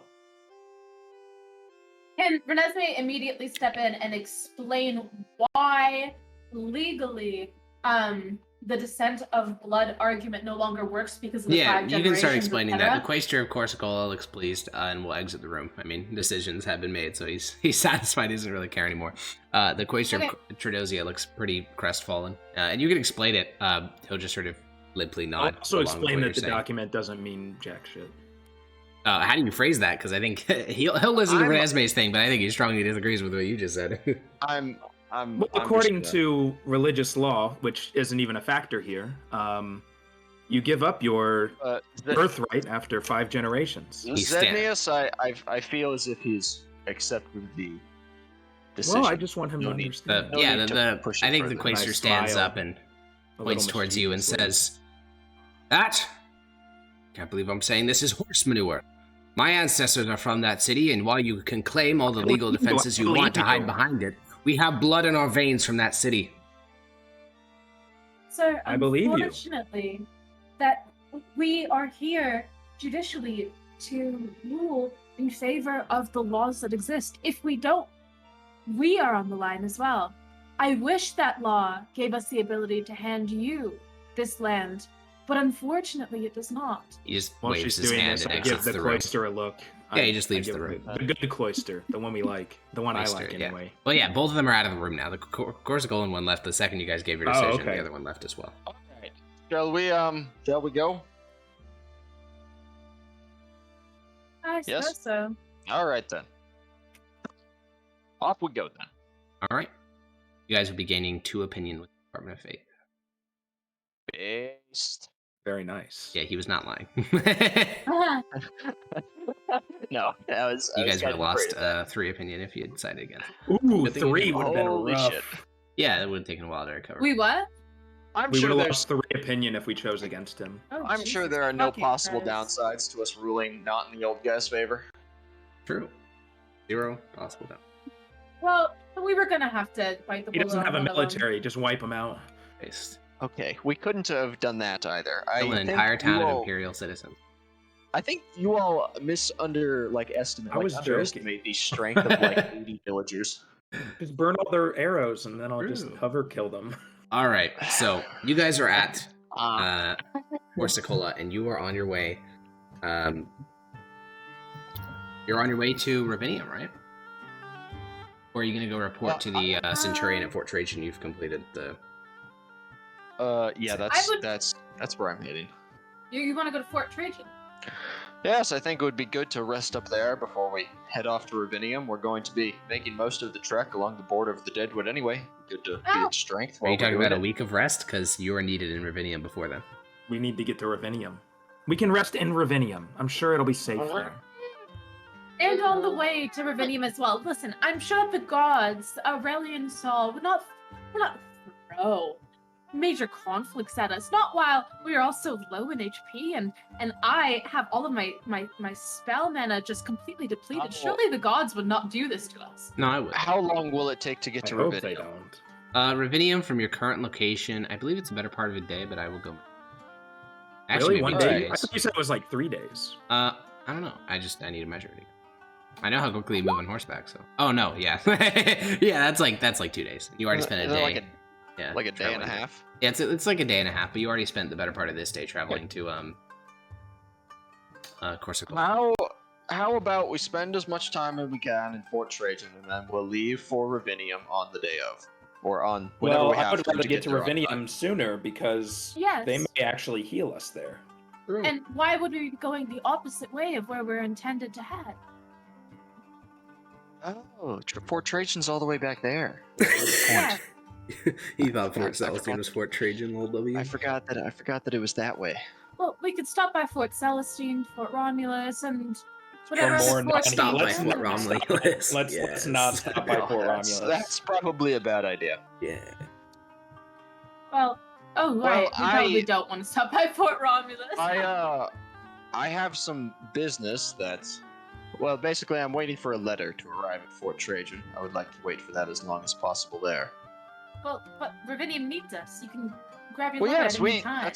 that's. I I'm would feel much saying- more comfortable in Ravinium. They can send your letter there too. They'll forward the letter. Maximus, we're not going to go all the way back to Fort Trajan for a letter. Does the letter have 1,000 gold in it? No.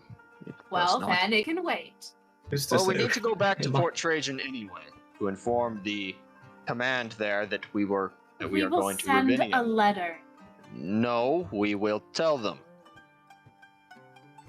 Well, Wait, were they the I ones don't that even think sent that us the- there? Yep. yeah, I don't think that Oh. the rest of the party would agree on going back to Fort Trajan, and you can't make decisions all by yourself. I would feel much safer in Ravinium, knowing what Fort Trajan and Fort Celestine and Fort Round, what all these people are up to. I would feel I much agree. safer in Ravinium. We at least need to tell our boss that we're going to Ravinium. Sure, and we can send letter. I'll start writing one up. That is a... How long did it take us to get here? Half a day. It's gonna have an imperial seal on it, right, or whatever the seal is from us. So they should get Judge's seal. expedited. Yeah. Whatever I seal I choose. do not think that is a good idea. We should at least inform him. Besides, It's going to take if- half a day's ride to get back there, and then another 2.5 or 3 days ride to get back to Ravinium.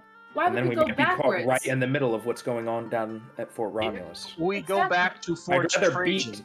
I'd rather beat the betrayal than be a part of it. Agreed. If we are going back to Fort Trajan, will we still make it to Ravinium before the date they requested us? Well, I don't think that the rest That's of us not want the to go concern. back to Fort Trajan. The concern is getting caught up in the Fort Romulus meme. Agreed, and we can send letter. That's how most people communicate nowadays, by letter. We have the advances of technology, being letter senders and pigeons and whatnot. Trust no, it me, is not. No, it is not. But it will be okay. How If you would head you back feel? to... Sorry. how would you feel if the people tasked underneath you took it in their own hands to abandon their place of work to go do something else, and the first you heard of it was a week later in a letter? The letter won't take a week to get there. Well, where are you going to send it from? Right here. The next place that we can Ow. send a letter, yes. And where would that be? We're not stopping at Fort Celestine, there's no one there. We're not stopping at Fort Romulus, we don't want to talk to them. The next big place would be... Wait, we're in Corsicola right now, are we not? You are? Yeah, we could say- Corsicola not have fucking messengers. Nope, there's no courier station here. Oh. It's at each of there's one at each of the forts. There's one at every major city. There's sometimes some just at random towns, but yeah, Well, not we'll every pass by single Fort village has one. Celestine.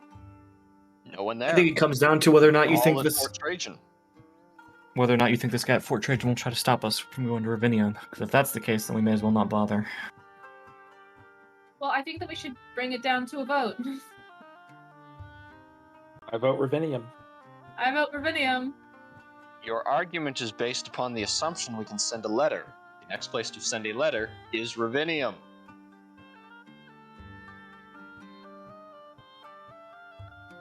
Okay. Can I get a pigeon and tell the pigeon I can speak to animals? Normal pigeons they can only go back to where their nest is, so a random pigeon can't deliver letters. Oh, well, we could pay someone at Fort. Where are we now? At Fort Corsicola to go and deliver the letter for It's us. true. Threaten to cut off their hands if they do anything. Yeah. How about could, yeah. I deliver the letter? How does that sound? Well, you're gonna trail half a day behind us. More than that, he'll probably A day. spend Yeah, all right, the sounds great. To Ravinium we go. All right then.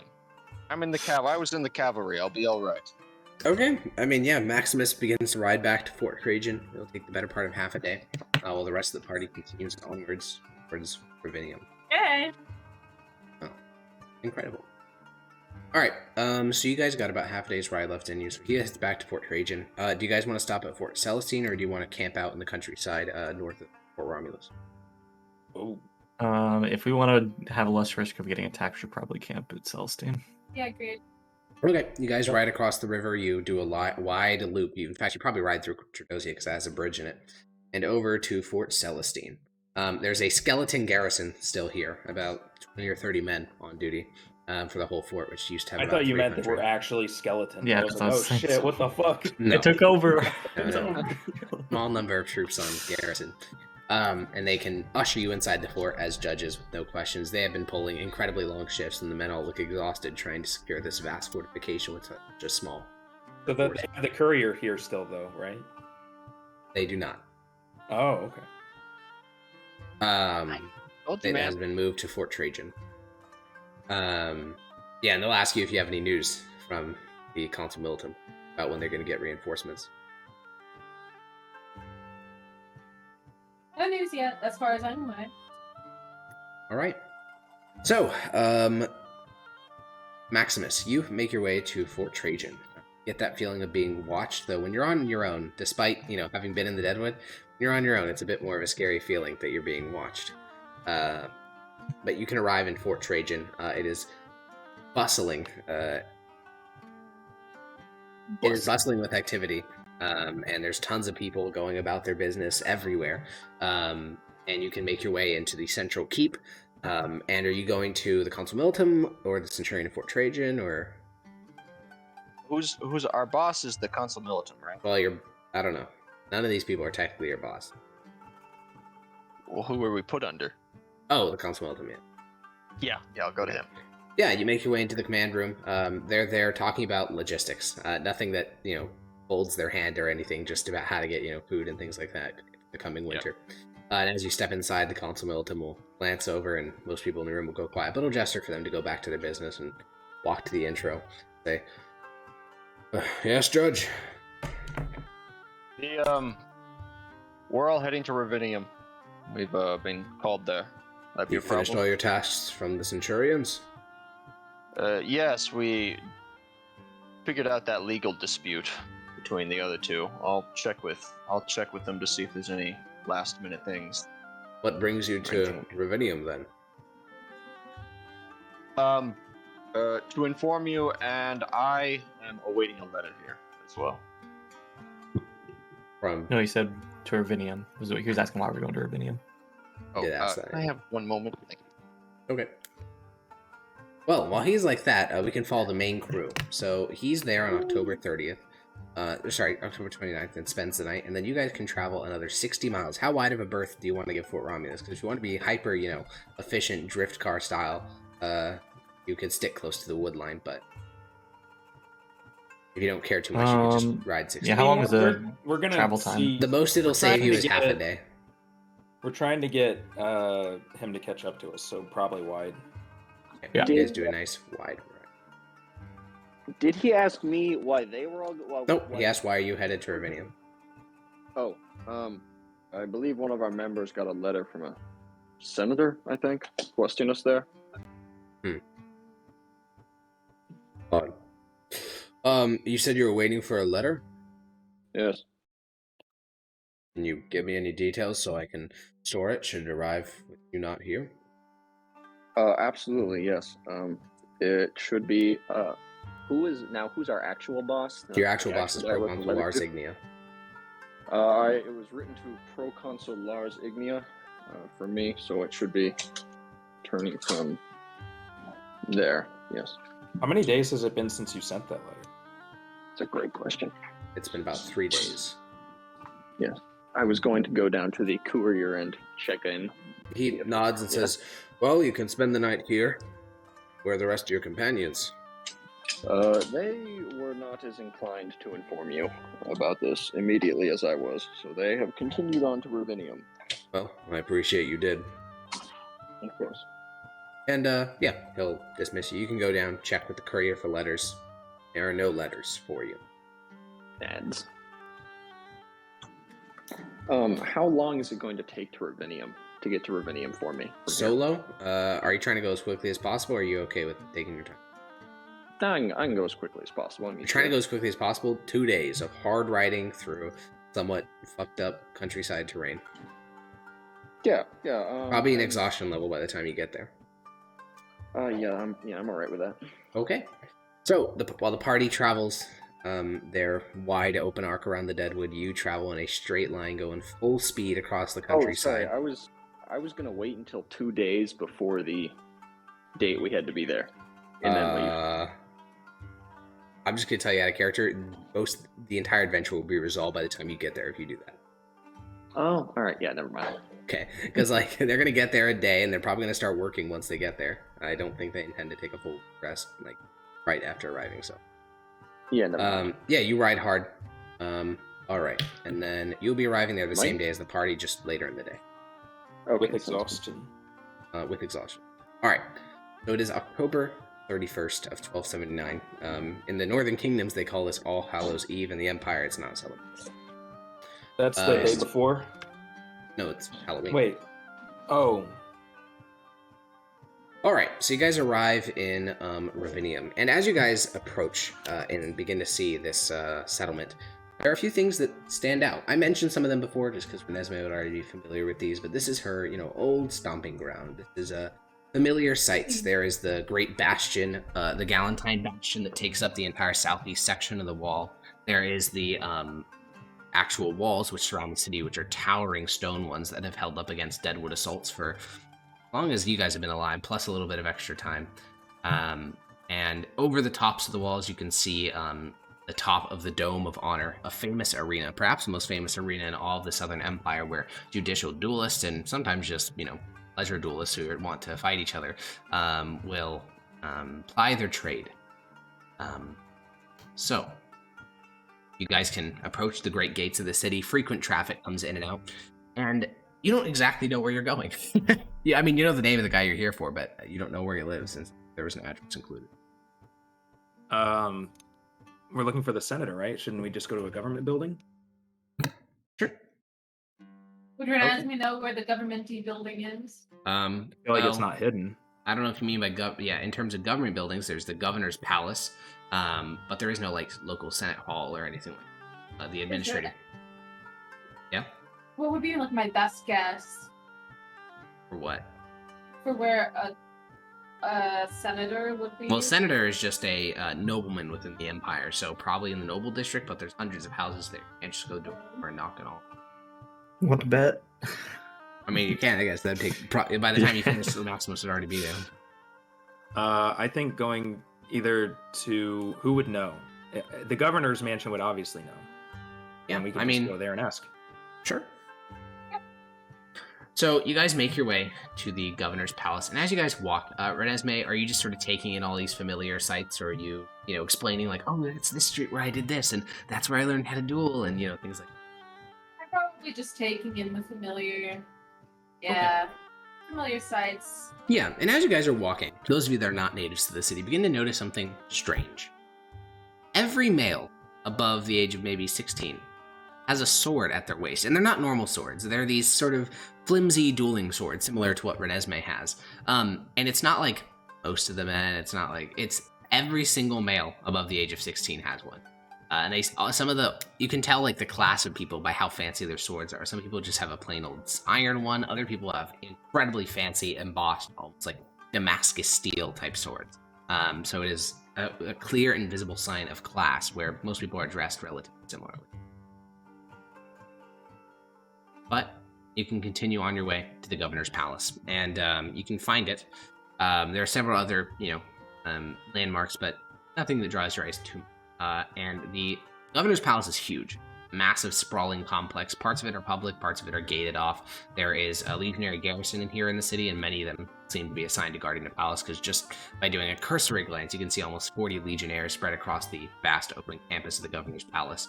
There is a postal office here. There is a temple, several shrines, office buildings, administrative buildings. Where do you go to? The post office may know and may tell us. Okay, sure. I assume you guys are all just headed there? Nias, Lars, and Renesmee? Unless someone else has a different idea. Nope. If I Okay. don't know any better, then I guess. 3 of you guys head to the post office. And inside there is a decent number of lines, probably 4 separate areas where couriers sort mail from all across the Empire. And you can make your way to one of the lines. The postal worker there, the courier there, says, hello, are you here to send or receive? Send. All right. Where are you sending it to? I need to reach. 1 second. Senator Augustus Varaya. All right. Do you have the letter? Yes. And I quickly. In front of him, Make it. scrawl something down. Yep. Okay. He watches that and waits, and you give it to him. He's like, all right, well, it's going to cost postage. I give him 2 silver. He had him 2 silver. He says, no, it's inside the city. That'll only be 1 silver. Oh, thank you. I'm new here. All right, then. Takes the silver and heads back and places the letter in a cubby. What'd you write on the letter? Come. You're dirty. I just wrote, we've arrived in the city. Okay. The judges. Okay. Maybe even closer. We might be staying. Well, I don't know how long it takes him to send this letter. Yeah, he just puts it in a cubby behind him. Okay. Do you have any idea when it'll get sent out? Could be today, could be tomorrow. Would you happen to know how I could get in touch with him sooner? If I'm looking for somebody? Old Senator He's a senator. Viria? Yes. Of course. Oh, He's relatively well known. I apologize. I just Well, if wanted you to head go down to the forum, I'm sure you can be privy for one of his rants about how the governor has betrayed the Empire. Oh my. He's a bit off his rocker. Good entertainment, though. Well, thank you very much. So, where to? And let's that spot. All right, you make your way to the forum. It's just a public open courtyard. Every city has one. It's sometimes used for festivals, sometimes used for farmers market, all sorts of different things. And this one seems to be a sort of public forum where people speak. You can see there's sort of open debate. You can see that there are people engaged in discussions of philosophy, probably from the local symposium. And at the moment, you don't see anyone standing on a milk crate, shouting, "A man's betraying the Empire," or anything like that at the moment. Okay. I'll look around, find an adult, and sort of tug on their shoulder and say, "Excuse me, is this where Senator Varias sends his rants? I've heard so much about." One of the and you sort of walk up to, he's just sort of observing one of these debates, and he sort of looks at you and says, "Oh, yes." What does he look like? Old, Olga, I don't know about that. All right, thank you. Nods. Nobody matches that description out here, No. I'm guessing. I don't know.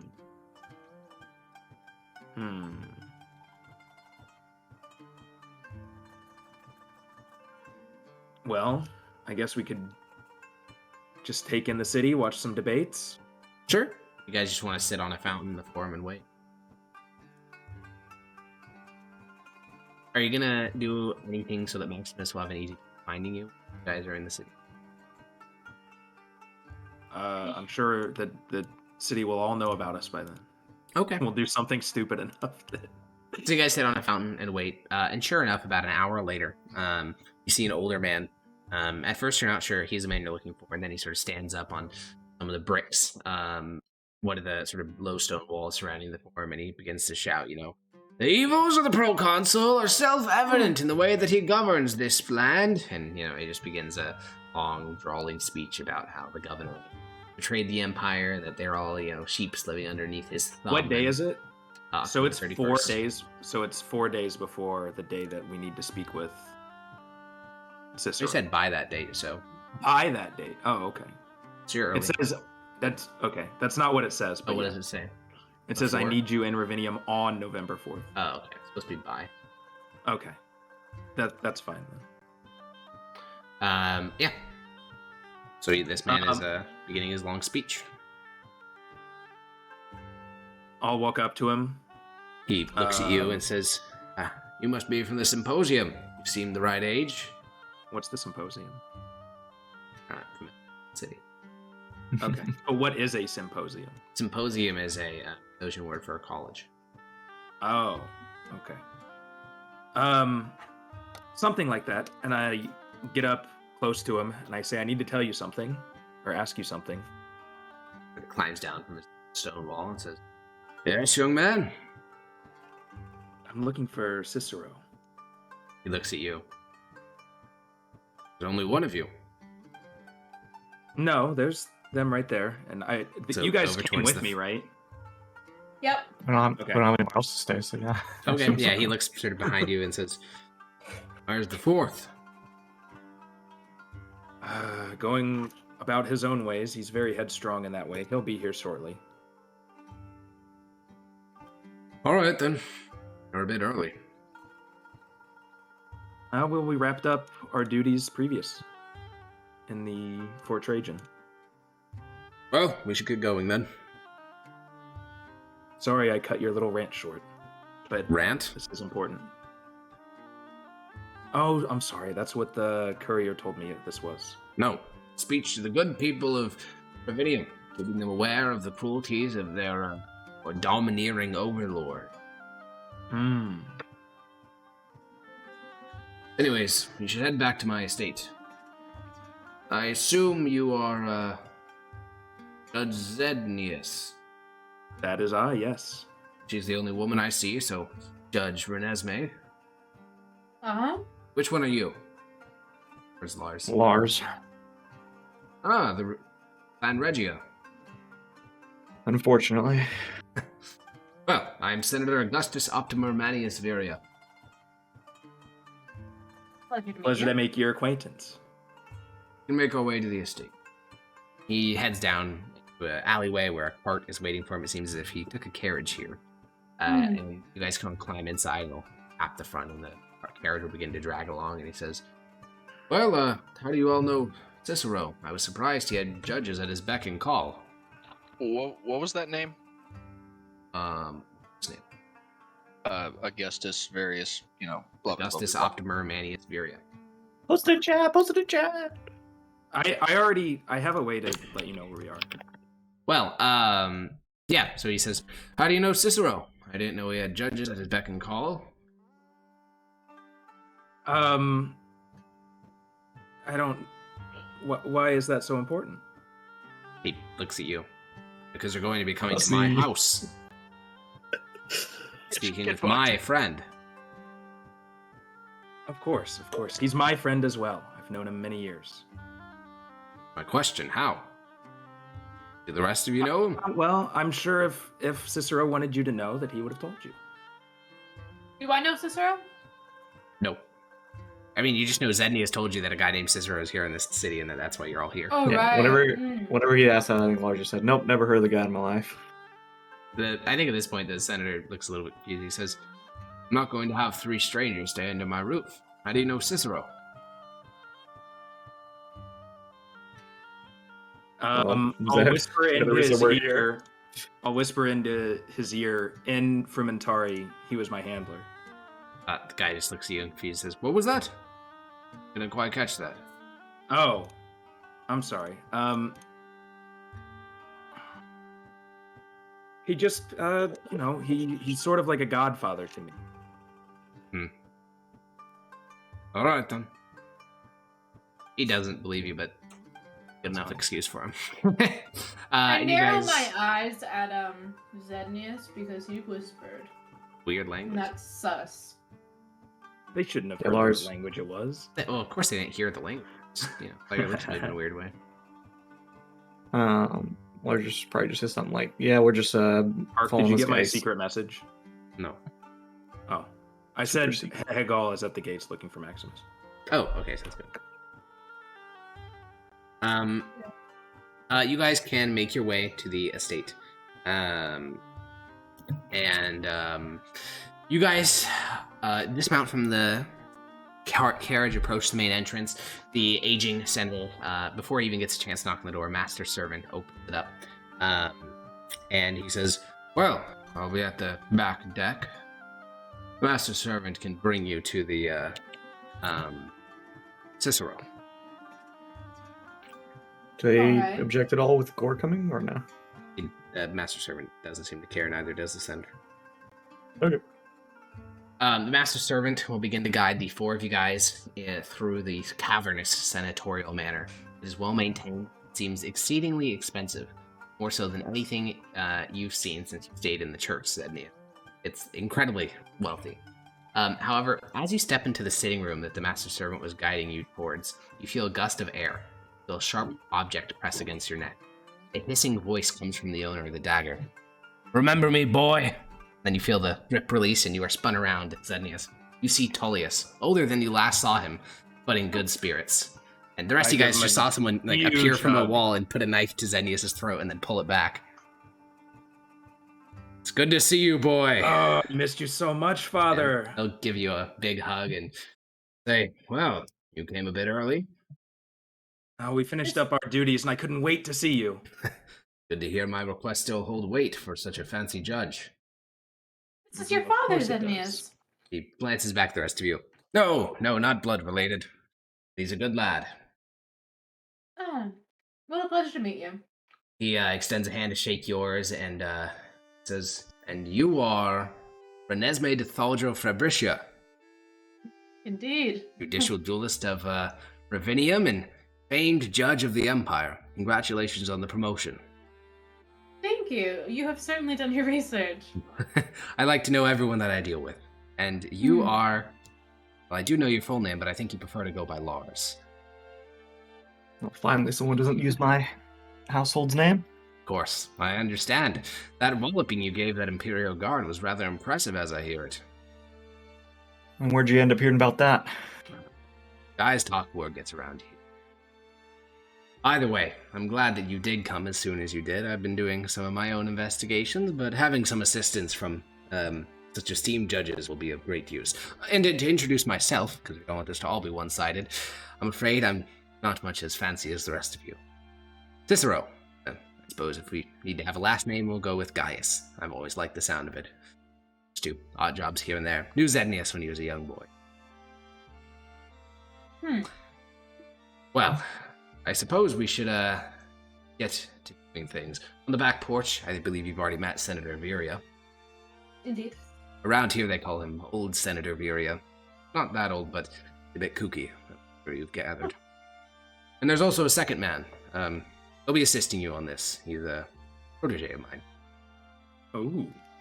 If you don't want that senator friend of yours to be too worried of us, you might want to talk about him to your relationship with Zednius. He wasn't very trusting of us earlier. He chuckles and says, "The old senator likes to stick his nose in things he has no business to know. He won't ask any further questions, I assure you." Well, He made if a you very say nice so. yours. on me. What'd you say, Renesmee? This protege of yours, who is he? You'll meet him momentarily. Oh. And you guys head out towards the back porch. On the back porch are two men. The old Senator Viria, now reclined in a seat with a glass of wine in his hand. And beside him is another man. The man is short of stature, around 5'8". He has a tan skin and grayish hair, sort of unkempt at shoulder length. He wears dark leather armor with straps and pouches all over it, and has a short sword at his waist. He has a long cloak with a hood over his head. And Cicero says, "Well, that, of course, is very familiar. And this is a friend of mine, Severus Canidia." A pleasure to meet you, Severus. And I go to give him a hug. Severus, would you like a hug? I will Any friend of Cicero's is a friend of mine. reflexively grab the dagger hanging at my chest. Yeah, relax I think, after a yeah, second Cicero and will sort of just- pull your shoulder back a little bit, Zendian, Oh. and say, no, he's not much of a touchy one. But I assure you, he is quite skilled for what you'll need in the coming days. Severus, why don't you introduce yourself? Give a bit of a... Be kind to our guests. Well then, not you'll much of a see me. toucher or a talker. You'll see me just kind of rub my left wrist, kind of like there's a pain there. Just saying. I kill things. Well, what a Make lovely myself introduction, useful. Severus. It's not obvious, but he's a good lad at his heart, just like I believe Severus. it. He'll become more sociable as time grows. It's a bit shy. Right. Either way, Senator Viria, you can take it away. Truthfully, we're all here because of you. Senator seems to... Yeah? He does speak common, doesn't he? Everyone here has been speaking common so far. I know, but we haven't But heard he's him been speak quiet. yet. I'm just making sure that he does speak common. Who? I'm asking to make sure. Severus? Severus. He just Severus. he talked to you. Oh, sorry, I missed that. He said like 2 words. Got it. Yeah, the senator seems to relish the attention and just sort of remains there, swirling a glass of wine for a few seconds. I am a man who fears the Emperor. I understand my place in the world and respect the will of the Almighty. I understand that there are things that simply are, and are not questioned by the common man. Each of the virtue I have stated, the proconsul lacks it. Charges that I've levied against the proconsul are sedition, murder, and treason. Looks towards all of you as if he just dropped a bombshell. So, Alright, where we ended up standing? Cicero sort of chuckles and says, we'll all be staying on the senator's estate. And, well, this is sort of why I called you. I'm doing a bit of an investigation of my own, but the many and varied claims of this senator seem like they'd require some additional hints. And, well, Senator, why don't you, explain the specifics of your charges? And, Cicero says, oh, actually, which of them would you like to hear first? The senator, no offense, I'm sure you understand, Viria. You can get a bit off on a tangent sometimes, and he sort of sullenly. From the very So- beginning. Cicero sort of chuckles. Sedition it is, then. And, Viria sort of leans back. Then he sort of pauses for a moment, then leans forward. You see fear in his eyes. Even when I was a boy, they spoke of the Necromortis, the great shield of Calvenza. Here in Ravinium, it is not just a scary tale to tell children, it is our light. We always fear the things of the woods, fear the day they may come up to us again. I'm sure you can all understand this all too well. He's back and drinks at a glass of wine, trying to increase the drama of the situation. There are always rumors, of course, of necromancers hiding in the sewers and in the medical staff at the symposium. Thus far, nothing has ever completely. Necromancers are sickly. You never mistake one, so no bad. Collaborators, though, those are very real. During the Galentine War, the East Gate was left open for one night. A horde of skeletons charged the open sallyport and was only by the brave actions of one immunist that the vanguard of the skeletons were stopped in their tracks. Seems a scary coincidence, doesn't it? Perhaps more than one. Perhaps conspiracy. Now people speak more openly about it after the war.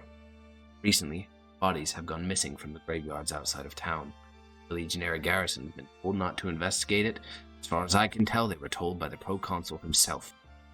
Follow the bodies, you will find the necromancer. If you find the necromancer, you'll be able to tell me how the governor relates to all of this. Interesting. Is So, this the same Mhm. proconsul that we report to, or is this a different one? Different one. He's the governor of Regia Nova. Oh, okay. so how do you know that the governor is involved in this, or do you just suspect it? As I said, he ordered the garrison cease their investigation into these bodies. Told them to stay within the walls. Ah. And you have proof that he did order this himself? I have sources, nothing in writing. Ah, okay. So? I believe that's all you'll need. Specifically, Ashridge. Ashridge Cemetery to the south of the city is where the bodies have gone missing from. Have they just been random bodies, freshly buried or old? I'm not certain. I've just heard of them gone missing. You to investigate it yourself. I see. Senator sort of continues to lean back, and Cicero speaks in a language that to all of you, except for Zednius and Severus, sounds sort of like, ooh, just like babble. And he says, "Oh, by the way, Zednius, a fellow Frumentar." And he nods towards Severus. As your protege. And he goes back to... I give Severus a big smile. Yeah, and he goes back to Common and says, sorry about that, just a bit of a secret thing between me and Zednius, and nothing concerning the rest of you. But if you could begin to investigate this with post-haste, it'd be good. That was one of the Senator's many claims, I assure you. He has much, much more.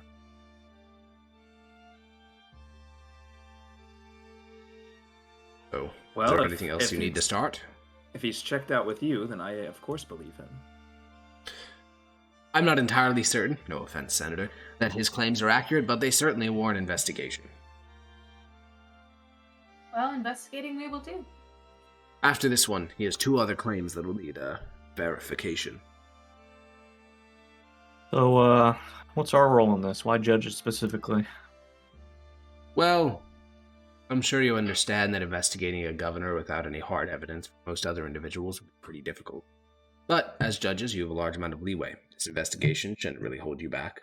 If anyone questions you, you can claim to be judge, and for the time being, Severus will be able to move under that guise as well, since he sided with you. Alright. Well, if you have any questions, I'll be here most evenings. During the day, I'll be busy with an investigation of my own. But if you resolve this quickly enough, then enjoy the hospitality of the old senator for a couple of days longer. He's been generous enough to put us up in his estate for at least a couple more weeks. Thank you, Senator, and I'll... Yeah, the old senator is still swirling his wine glass, trying to look pensive, and he just nods in your direction. And Cicero will exit the back balcony and gesture for you guys to follow, and once you've sort of exited the sound of the senator, he says, I'm not entirely confident that any of his claims are realistic. He's a known enemy of the governor, and most of these may just be an attempt to smear his reputation. But orders come from on high that we are to investigate this with the utmost delicacy. Orders come from where? What did he say? On high. Okay.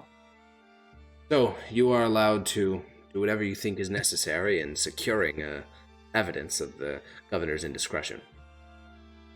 Whatever you say. So. Who is on high? No, it's Meaning from above.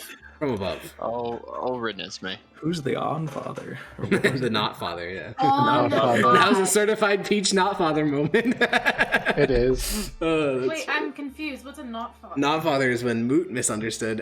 Koibu said not father, so like not a father, but Moot thought it was a title.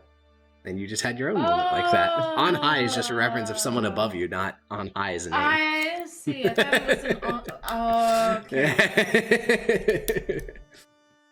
Yeah, Cicero will then sort of lean in and whisper to Zednius and say, in Frumentari, any conviction is acceptable, even if the evidence has to be framed. I'm sure you understand. He leans back and says, well, I'll ask if there's any way we're leaning. He leans in and says, and sort of leans back and says, he's probably not guilty, but he must be. The governor? Okay. Yeah. And he leans back out and says, well, I wish you all the best of luck in your investigation. Severus here can act on my behalf. He is fine. But if you have any further questions that can't be resolved by the 5 of you, 4 of you, whatever, that old centurion arrives. 5. But until then, best of luck.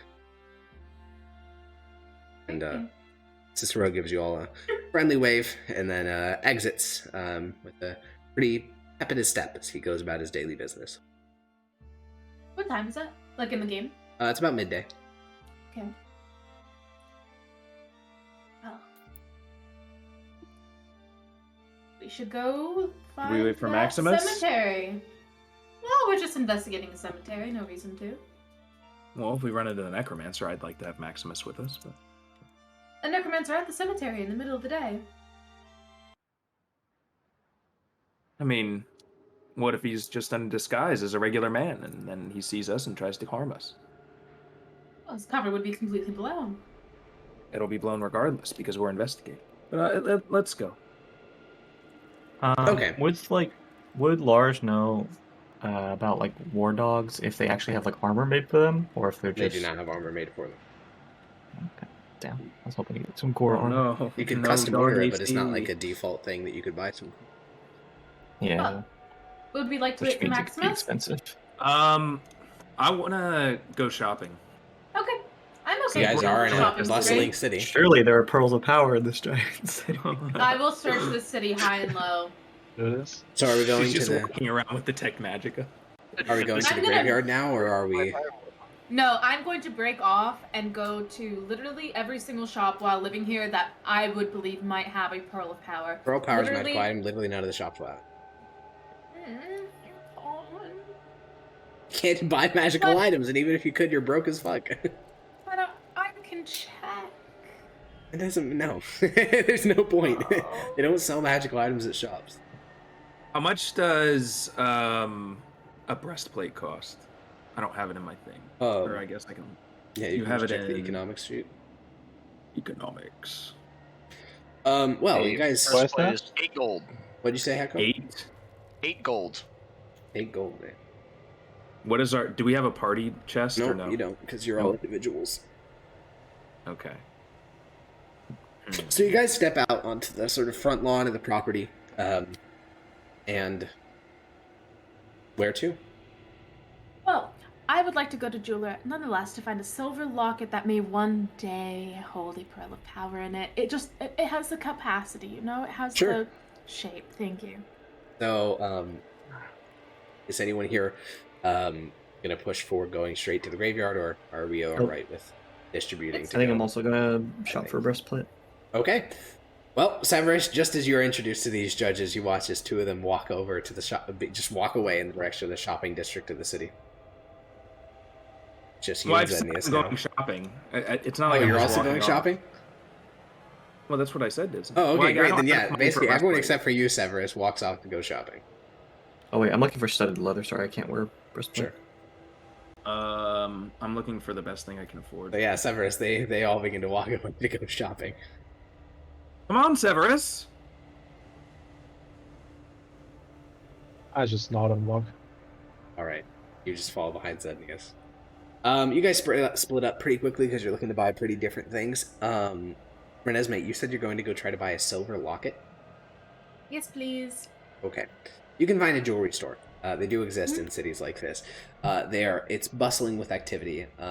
There's probably 3 other people inside this shop as you enter. There's an old dwarf behind the counter with a long white beard and these like 3 spectacles layered, each to add a new layer of magnification. And he's resizing a woman's ring as you enter. And after maybe 2-3 minutes, the ring has been resized. The the dwarf behind the counter, looks up towards you, Renesmee. Have I ever been into the shop before since I lived here for a long time? Yeah, you've probably been here before. Not enough of a regular for him to recognize you, but... Hi, sir. I'm looking for a silver locket. Something that can hold a small item inside. Alright. Well, he sort of looks at he hops down from the counter and you see him look through several, different crates, each of which have different types of prefabricated jewelry. And he comes up with a locket and he walks over to you and produces a small silver chain from his pocket and says, "Alright, stretch this around your neck." I stretch it around my neck. It's a bit too long.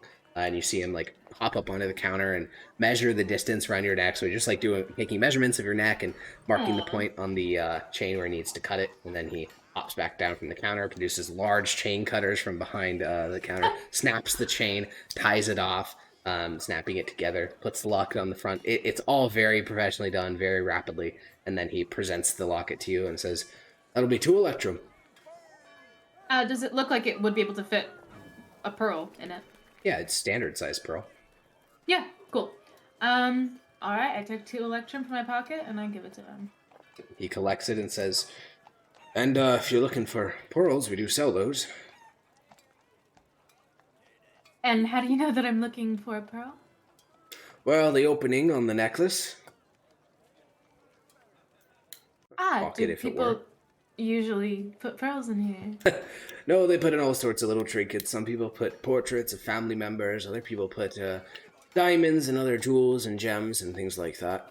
But pearls are the most affordable for most people. Ah, I see. Well, may I take a look at them?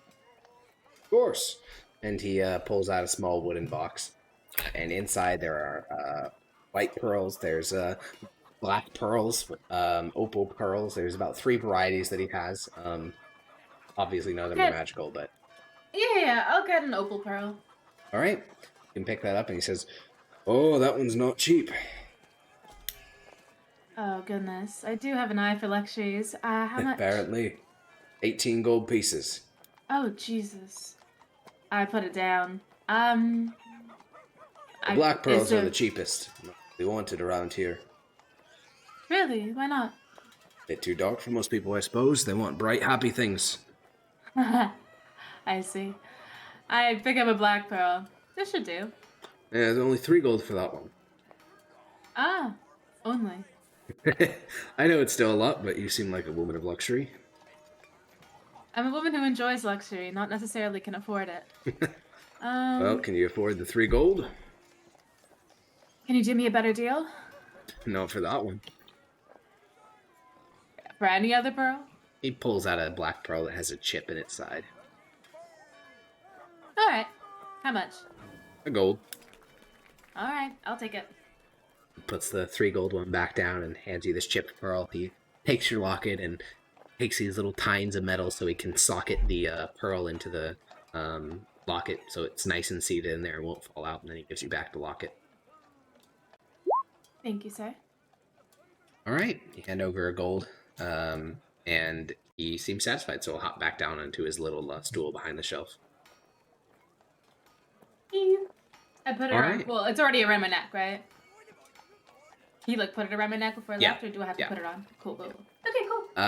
And Lars, you head out to go get some studded leather armor.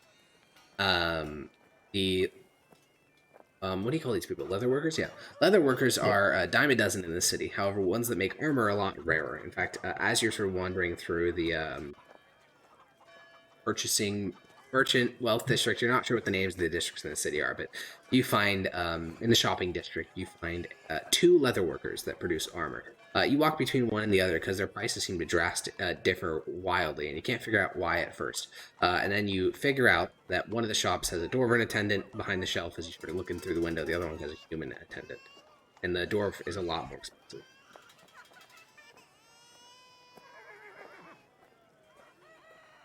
So, which one are you interested in, Dodo?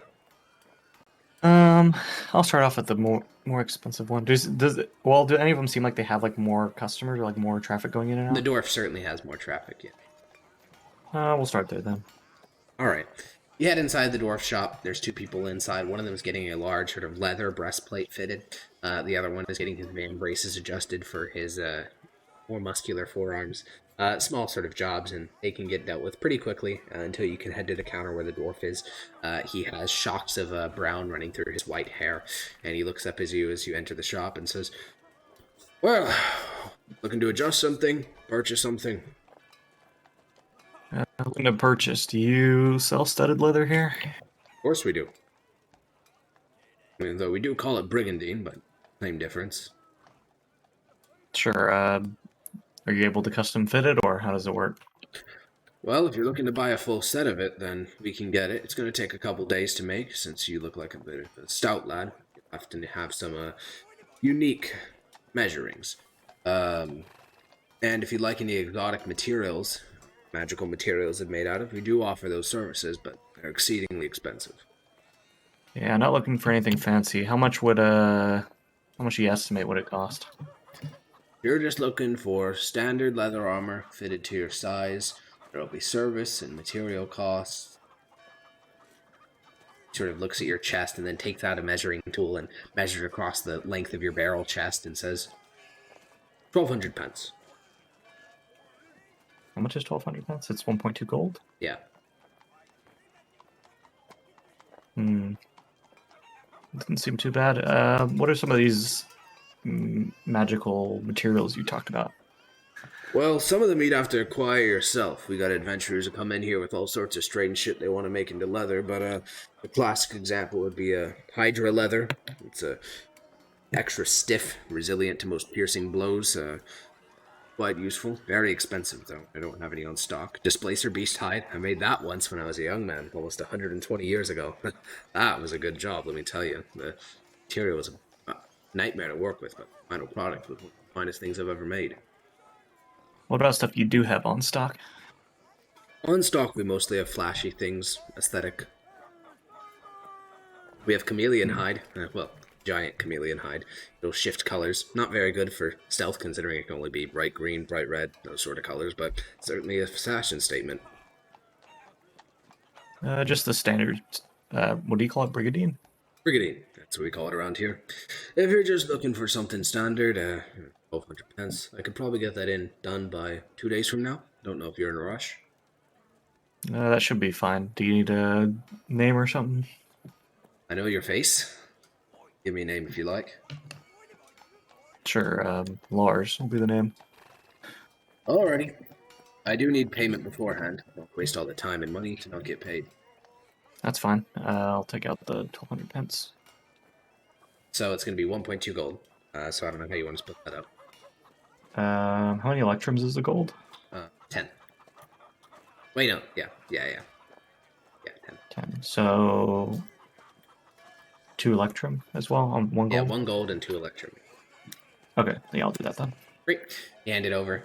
He puts it behind the counter, and he goes and takes measurements of your whole body, your chest and your arms and your neck and your legs and your just not even stuff you get on a suit, but even more granular than that, because leather is not a very flexible material, especially if it's boiled leather, which is what he's making for you, with rivets through it. So he takes basically every single measurement. It takes maybe 10 minutes. Once he finishes, he says, "Well, you certainly got some meat on you, but I can get started on that sooner rather than later." I'd appreciate it. And you said 2 days? 2 days. And do you happen to know of a place, either yourself or somewhere else, that does accessories for war dogs? Accessories for wolves? I can't say I do. I mean, I know a kennel nearby, run by a relation of mine, but he just sells them. Alright. Well, thanks anyway. I'll be back in 2 days. He nods. And last purchasing pair, we have Severus and Zednius. Two of you guys walk through the shopping district, and Zednius, you are looking for just a standard blacksmith, right? Yogurt. Huh? What? Yogi. Oh my god, I was muted. No. Oh my god, dude. I didn't say anything. He's I said furious. probably a bit of both. I wanted to get a new shield that's not wooden and crappy, and it'll probably break in the middle of a combat. That's and then, yeah, both of those are for blacksmith. Well, not a hide would be a blacksmith. Oh, well, a shield is. Okay. I want a hide and a shield. You want hide armor? Yes, Why? because I only have shitty leather armor right now. Yeah, but hide is like. Yeah. What? No, tell me. Well, It hide weighs is less than studded hide is- leather. Yeah, but breastplate's way better than hide. I can't afford a breastplate, Harkin. The breastplate is also God, more you with broke bulk, ass way more bitch. expensive. You're going off of prices on a sheet, I'm assuming, because the studded leather armor is way, way, way cheaper than the shield. In the Yeah, what? there's a sheet. Yeah, we have there's an There's economic only sheet that explains it. Hide and 20% studded leather cost the less. same. What's your dex mod? +2. Okay, yeah, then hide is better than studded leather for Is you. just weighs less. Yeah. Yeah. Okay, yeah, you can. That'll be probably a tanner, not even a leather worker, but just straight up tanner. So yeah, you can head to a blacksmith. Do you talk to Severus at all? As the two of you guys walk through the shopping Of district. course. How did you meet Cicero? He's going by.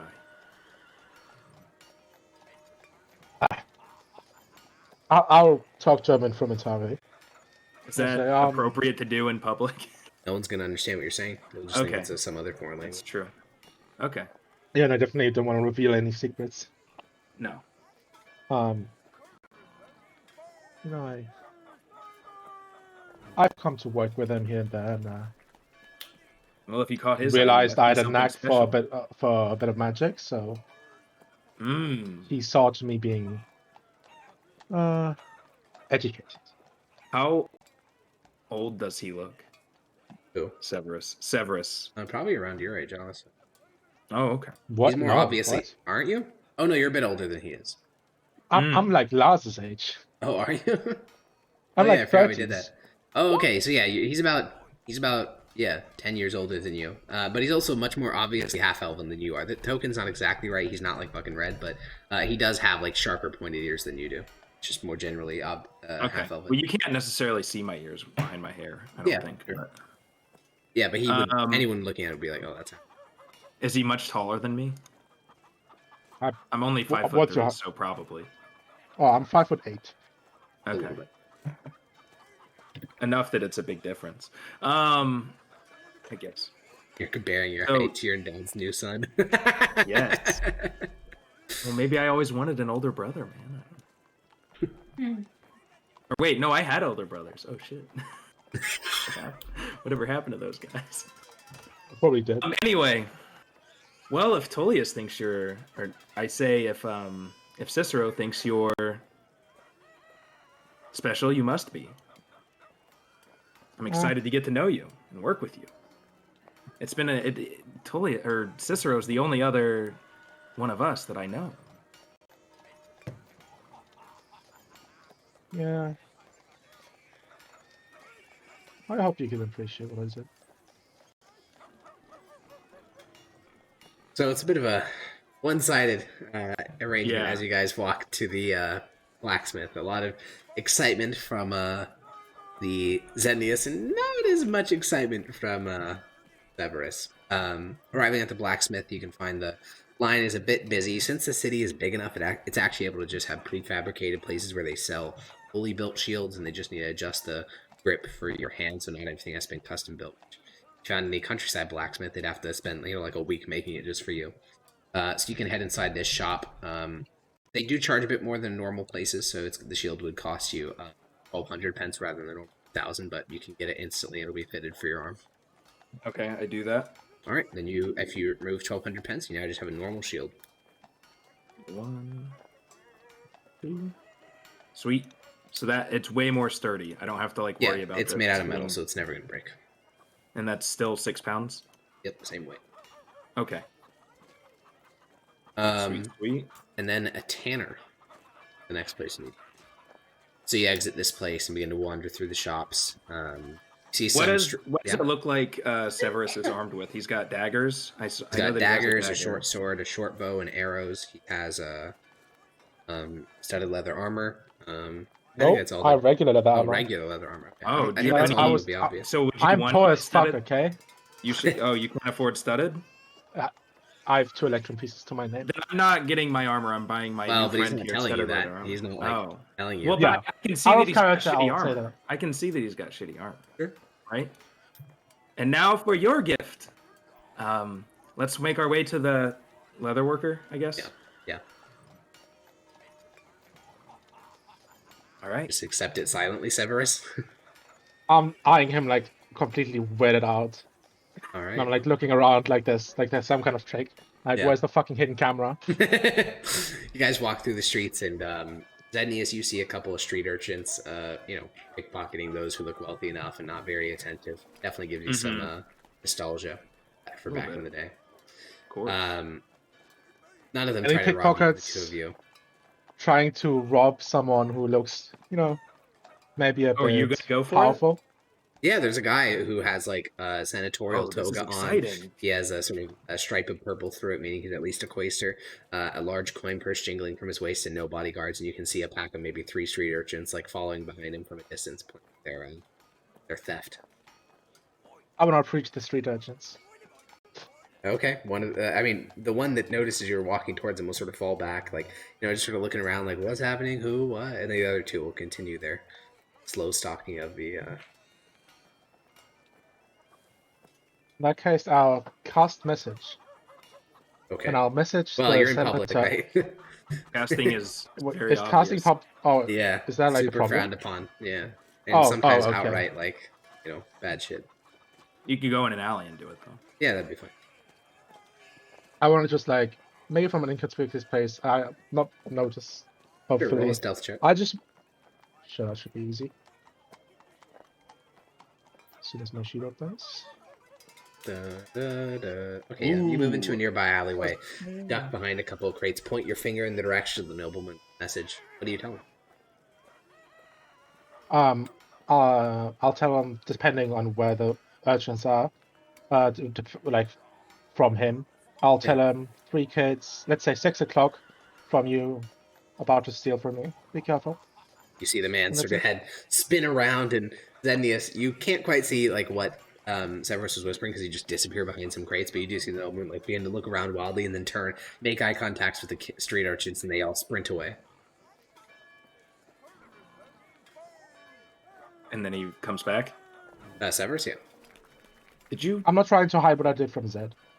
Sure. Yeah. Did you? You warned the nobleman?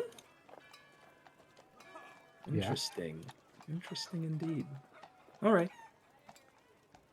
All right then. Trust me, it has nothing to do with the nobleman. No, absent-mindedly rub my left wrist. You guys make your way to a leather worker. You see a dog and a very buff, punchy guy exit the leather worker in front of you. You head inside after him. Prices? Was that Lars? Was that Lars? Yeah, Lars and his dog exit the leather worker. I'm just asking if he's got good prices. Burrito, Lars you're stonewalling? No, he's No. the accent. Lars hates us. True. You saw me leaving the leather? Yeah, and he asked if the prices were good. It wasn't expensive, so I'm not really sure the normal prices for things. All right. I got what I wanted, at least. There's a dwarf. He's sitting at the counter. Glances up as the pair of you enter. Sort of looks expectantly. Hello. Yes. I would like to get my brother here sorted for some studded leather armor. All right. You want to modify his existing armor, or get him some new stuff entirely? I look him up and down. Does his leather armor look pretty good still? That's used, but it's not like falling apart by any means. But it would be able to. Would it be cheaper? What do I think? It would be cheaper to just exist his armor to mess with his. It would be cheaper to just rivet his current armor than get new stuff. But how long would it take to fix up his armor right now? I'd probably need it a day. Fit it in my schedule. I look at Severus. I'm just looking at him like eyes wide, like. Can you go without for one day, or should we just pay the extra to get it while you keep what you have? Fresh and new. Fresh and new, please. Fresh and new. All right. And the dwarf just sort of ignoring you saying. The dwarf hops up and begins and reaches out to like measure your chest. Do you just stand there and let the dwarf take his measurements? Yeah. I'm angrily glaring at Zed. Yeah, the dwarf will rapidly just some measure kind your of chest and your calf and your thigh, and when he goes in for the crotch measurement, it's a bit uncomfortable. And you sort of back up a little bit, but then he goes in for the crotch measurement, he gets all the measurements he needs, and then steps back and says, all right, if you want a full new set, it'll be 3 days and 1,200 pence. Yeah, he's getting scared. Oh my god. Isn't that what you paid? Yeah, it is. No, I mean the time frame. Oh, the time frame, yeah. Oh. That's 20% more than on the cost table, Madka. Yep, it is. Is there a way you could cut us a deal, or maybe expedite it for us? We've got to get going. Of course, if you want to pay more, I can always expedite it to the front of the queue.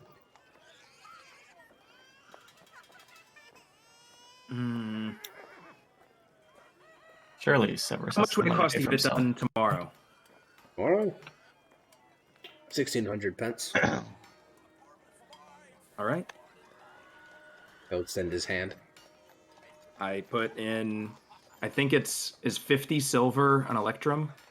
Or is 50 silver in electrum? 5 silver is 1 electrum. 5 silver is 1 electrum. So 50 silver is 0.5 gold? Is half a gold? Is that how much? That's a weird way of looking at it. I don't think that's Okay, a silver is 20 pence. An electrum is No, 100. that's 1 gold, right? And a I've gold got. is 1,000.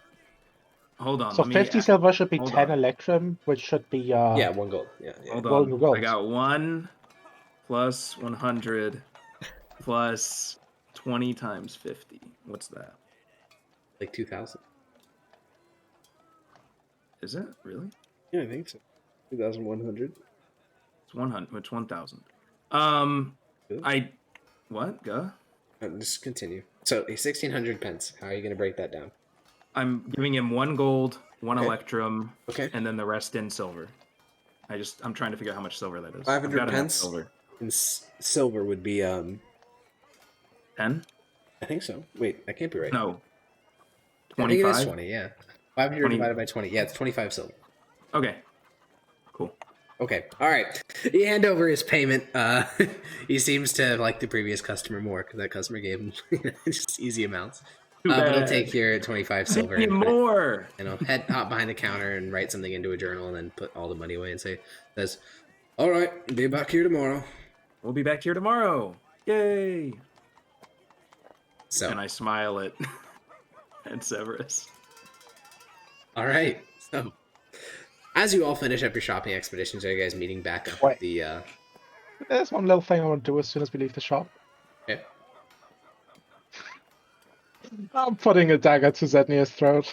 All right, you guys exit the shop, and just as you walk out, I'm dragging you to a nearby alley. All right, the two of you guys disappear into an alleyway. It's nice and quiet. Misty step away from him. Out of his. Okay. Absolutely all right. not. Out onto the street or deeper into the Into the alleyway. alley, deeper in the Okay. alley. Just like So, you're about- not gonna grab me. Yeah, about 30 pretty feet much. away from you, Severus. You see him literally dissolve into mist in your arms and reappear deeper into the alleyway, about 30 feet. Do not threaten me, brother. What is this about? I do you a favor and you put a dagger to my neck? Hell's your angle. I love Tullius with my life. He's my father. If he approves of you and sees you as his protege, of course I see you as an equal in that matter. Is he lying? No. Roll an insight check. It's hard to read people. You know, you're not the best judge of character, but as best as you can tell, he's being truthful. It's just bizarre how earnest he's being. Look at him. Put away my dagger. In Frumentari, I'm assuming the rest of this is gonna be in Frumentari. Is Tullius pulled me from the streets at 10 years old and look at me now. I've got magic. I'm rich. I can afford things. I'm a judge. I owe everything to Tullius, and if he sees it in you, then I see it in you as well. I won't have you put a dagger to my neck. I apologize. Well, can't I No? just look at my feet? I'll put it behind us. It's okay, Severus. Don't be weird. We're past it. There's a And casual, life-threatening But- incident. This one. Yeah. But I'll pat him on the back, give him a side hug since he's touchy, and then we'll walk back to where we're supposed Since to he's go. touchy. I'll just Alright. awkwardly accept Not a it. hugger, Severus. I'm Yeah. not looking a gifted horse in the mouth, I guess. So you guys, Renesmee and Lars, after you guys are purchasing stuff, you head back to the Senator's estate. Well, luckily, a good friend named Tetnagal was there. So Maximus, you're riding hard. You've been riding hard for hours and hours. Near the end of the day, your horse is frothing at the mouth from the exertion of this ride. You're panting at the exertion of this ride, and then you feel a weight on your shoulder, and you hear a whisper in your ear. Guide. What? Guide. Oh, You feel a tug that on makes your way left more earlobe. sense. That's quite a weird sound for my Google Navigator. That makes way more sense. All right then. All right. All right. So you just follow the direction of the tugs. Yes, I will. So As for the best first as I few, it's like can. soft tugs on the left ear, soft tugs on the right. Eventually, you get to a sharp 90-degree, and it had to go full strength pulls on your left earlobe to the point where you feel pain, like as he tugs on it. But you do turn, so it did work. And he sort of navigates you through the city towards a large noble estate. And as you sort of bring your horse to a slow, you see Renesmee and Lars sitting on the front lawn and walking up from some other part of the city. You see you see Zenius and some other strange half elf you don't recognize. All right. Hello, all. Oh, Hello. nice to see you made it here alive. Of course I did. Oh, come on. I'd think you'd have a little more faith in me than all that. I chuckle. Well, is this the fancy place we're staying? We're outside the the senator's place, I assume. Yep, this is it. This is where we'll be staying while we uncover a little mystery for him. Yes, you'll have to tell me about that later today. I have some business I'd like to take care of while we're in the city. You know, Of course. don't get an Before you opportunity leave, like before you go, you should meet my brother Severus. I'll dismount. Just Severus? I don't know. Severus Octavius Aulus Kennedy. Well, nice to meet you. And I'll extend my hand. Maximus Titus Gaius Bologna. Baloney? Bologna. I chuckle. The House of War. Ah. Of course, in character, I totally know that. Yes, of course. Yes, of course. So I just shake his hand quietly. All right. You said you're his brother? Well,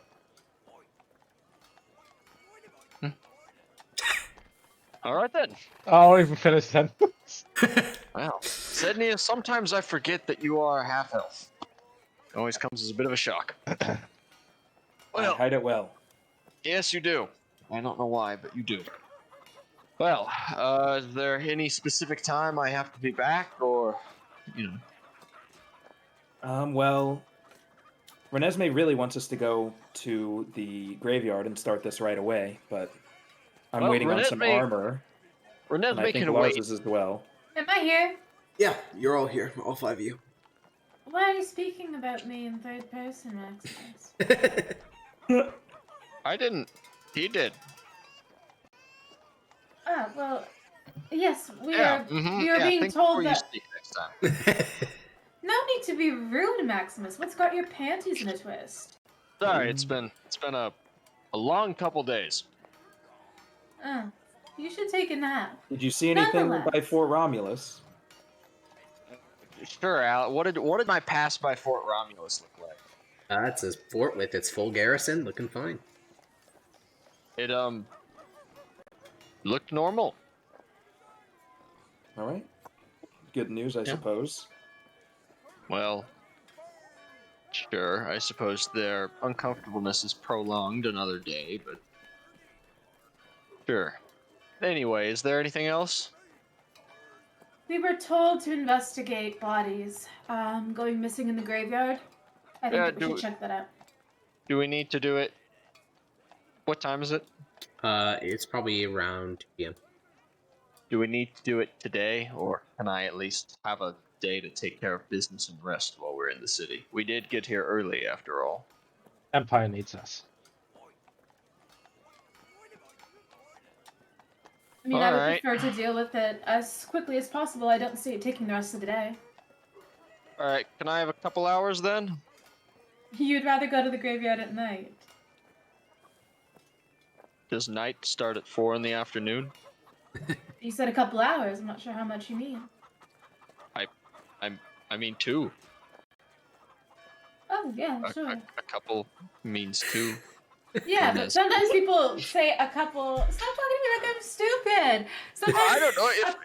If I meant more than 2, I would have said a few. Oh well, sometimes when people say, "Can I have a couple hours?" It doesn't necessarily mean just 2. As you guys Those are people are talking, stupid. Maximus, you see another stranger sort of on the stoop of the estate and sort of walking up towards the lawn towards you. He's an older man, mid-50s, looks pretty spry for his age, has sort of a sun-kissed skin, spent a lot of time in the sun. Frankly, reminds you of some of the Piluses and Centurions you knew in the Legion men who have spent, their entire life on campaign doing shit. The sort of About- older man gives you a friendly wave, and it seems like he recognizes you, even though you don't recognize him. I'll is he coming over, or is he Yeah, just he's walking over there? to you. All right, yeah. When he gets over here, someone care to introduce me? He'll say, "Oh, we don't need any of them to do that. Pleasure to meet you," and he extends a hand. I'll extend my hand. Cicero. I'm who sent the letter to our mutual friend Zenius. That's not correct. Cicero? Oh, is he not the one who sent the letter? The letter was sent by Tullius. Yes, but he would never say that, so I think that's how he'd do it. But it was signed by Tullius on the letter. Sure, but he's not going to say that. But if he's the one who sent, if he says I'm Cicero, I sent the letter. Yeah, but he doesn't know that it was intercepted. He assumes only you read it. He Yeah, would say Cicero that sent the letter. Did the letter not reach? That did not reach here yet. No, you guys got here in less than a day. So yeah, he'll say, Cicero, I'm the one who sent a letter to our mutual friend Zenius. And you are Maximus Titus Gaius Bologna, century of the... Is it the 7th Legion? 7th, that's right. Your reputation precedes you. Oh, all good things, I hope. A mixture. Your men spoke very highly of you. Your superiors, you know.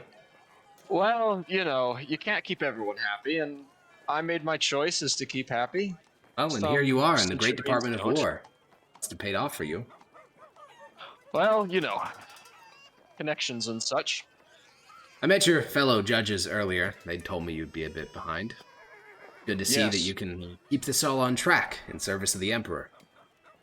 Of course, they're a bit rowdy at times, but I try and shove them into line. Yeah, he looks over towards Lars and Zenius and chuckles and says, I'm sure they are, but of course, we are all well-intentioned here, servants of the Empire. Even Lars over there, despite his grumpiness, I'm sure that at his heart, he is here to serve the Emperor. Oh, I'm warming up to him. He's a good lad. We'll get you there all know eventually. how he became a judge, right? I've heard the rumors. Well, I don't even know if Lars knows this. It was kept pretty uptight. He actually broke the man's nose permanently.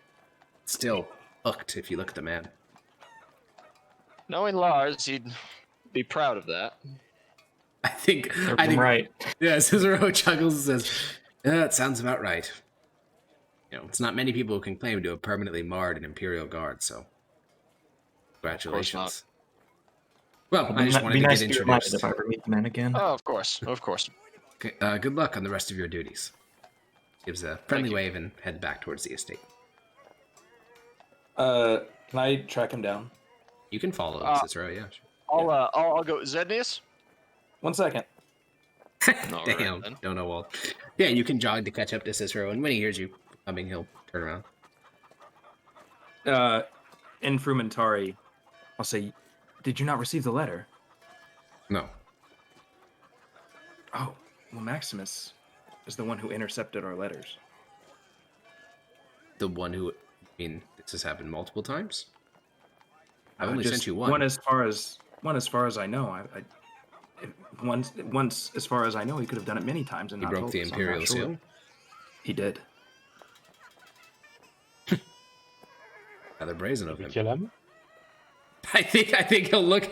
Tullius will look from his conversation to Zenius, look over to you. And Frumentari say, what? No. Severus, there are times to serve the Empire, but remember, you are amongst friends here. They're all judges of the Empire, servants of the Emperor.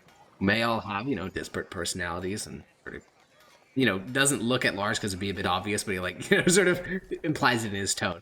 Says, but regardless of that, as Zenius seems to like saying, you are all brothers here, not by blood, but by service to the Emperor. That applies to Renesmee and Maximus and Lars and anyone else that you find yourself serving in your time as judges, or Frumentari. And reading mail's bad, but trust me, we've all done worse. Let's be aware in case anything is private. I will. I'll write our future messages in Frumentari. And he nods and then I'll the house. return back. You wanted to speak, Maximus? Yes, that's quite the individual he is. I like him very much. You have a good taste in companions. I think it's he who has the good taste. I don't know about that. But anyway, I think I'm going to go on a romp through the city for a little bit. I shall be back in 2 and I'll really obviously look at Renesmee. Hours. God damn. That's doing suitable anything to fun? everyone. Gonna look after some armor for Mickey here. So he's had a rough go of it. You should know that I think the prices are a little inflated here in the city, but Well, unfortunately for me, you can't get horse armor anywhere but the city. So, not like I have a choice. all right. You also All do right, have then. 3 golden statues Well- strapped across the back of Mickey, Right. so... That's true. Yes, I do. I'll be Although taking advantage of our fancy Um, house here and be resting Ask up. if you do sell. I don't know what you plan to do with the statues, but I do think that they belong to the party. If you decide to sell them, donate them, I personally would donate them. But if you sell them, there is a fancy breastplate I'm looking at the shop. horse armor is expensive, Zednius, and I think proper compensation for me and my mount being the wagon of the party is due. Be a shame if he were to collapse all of a sudden in the midst of battle. But yes, If there's any yeah, left over, is what I'm asking. Of course. I don't know what these things go for, but Neither do I, actually. Anyway, I'm off. All right, you Ta-ta. ride away from the assembled judges, and where to first? Well, go to blacksmith first. Blacksmith. All right, you ride through the city, and you are looking for an armorsmith, specifically? No, not that quite yet. I need Okay. to get the statues. I need to figure out what they're yep, exactly and a made blacksmith of, whether is the they're way to just go. Like they're gold plated or Yeah. solid gold. Yeah, you can head to a blacksmith. You can find one that has sort of an open air area, several apprentices all serving under one master blacksmith. A nice and commercial area where you can find some time for an individual. And I have a question that I need Yeah. to ask Zednius. Is our presence here as judges confidential? no. No? Alright then, I'm going to... I think that in a city it may be beneficial for us to display the judges' badges at most points. I'm going to do that, so just let me know if at any point I shouldn't be. During the investigation, I'm not sure. We'll discuss it. But Then- out in then the I'll, city, I think it's okay.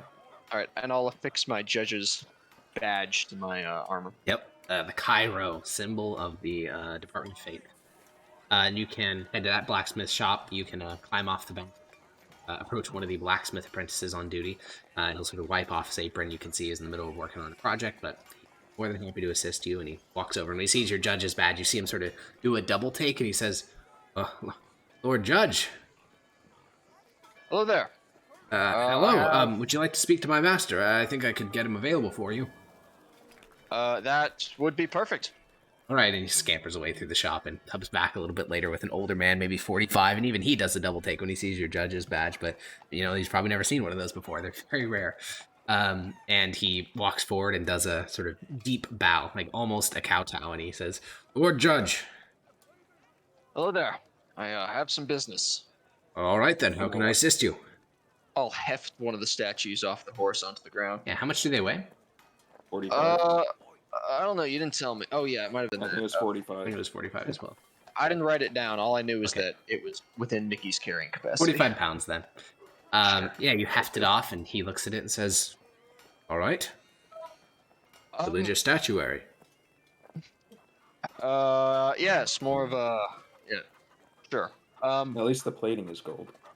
I need to know if this is just how much of it is actual gold and how much of it isn't. I think it's plated, because if it weren't, it'd be a lot heavier. But Of course. And he gestures towards the man behind him, and the man brings over a small little metal tray, and he gets a hammer and a chisel, and he breaks off just this, quarter, probably like 2 centimeter by 2 centimeter section of the gold plating, which falls into the tray, and underneath is wood. well, that would do it. Says, "Still, though, you could probably fetch a pretty penny, and if you return this to the church, I'm sure they'd be grateful. Best as I can tell, that's St. Toma Captiosus, St. Pelinal, and, I must admit, I can't recognize all the saints on view." Understandable. How much could I get if I were to sell the gold? He sort of looks at the thickness of the plating.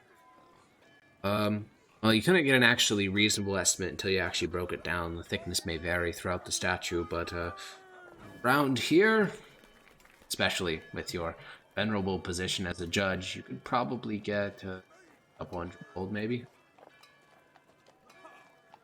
Can you do the deplating? Of course I can. I can do it right now. Perfect. So, And let's do that then. yeah, he'll begin the long and arduous process of trying to get rid of the gold plating without damaging the stuff underneath, without damaging the wood. So the statue will be preserved. And this is going to take a while. So is there stuff you want to do while he's doing that? Yeah, there is. Okay. I will go find someone who specializes in horse armor. Okay, that doesn't exist, but there are armor smiths in the city. Sure, all right. Okay. That'll do. Alrighty, you can go find yourself an armor smith. They have a decent amount of business. A dwarf. It seems as if a remarkable number of craftsmen around the city are dwarves. And you can make your way into his shop.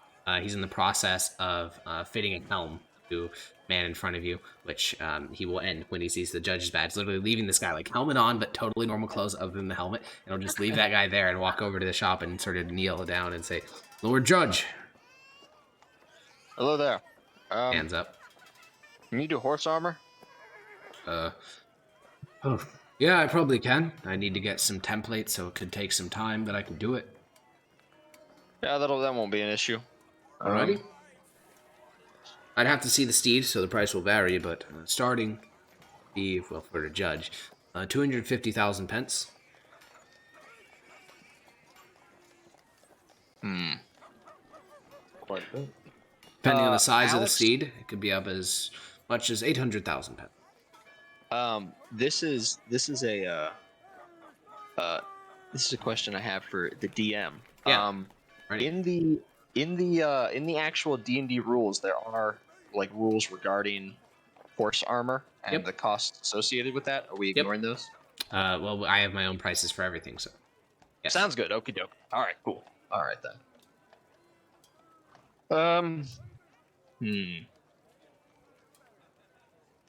That is a lot, isn't it?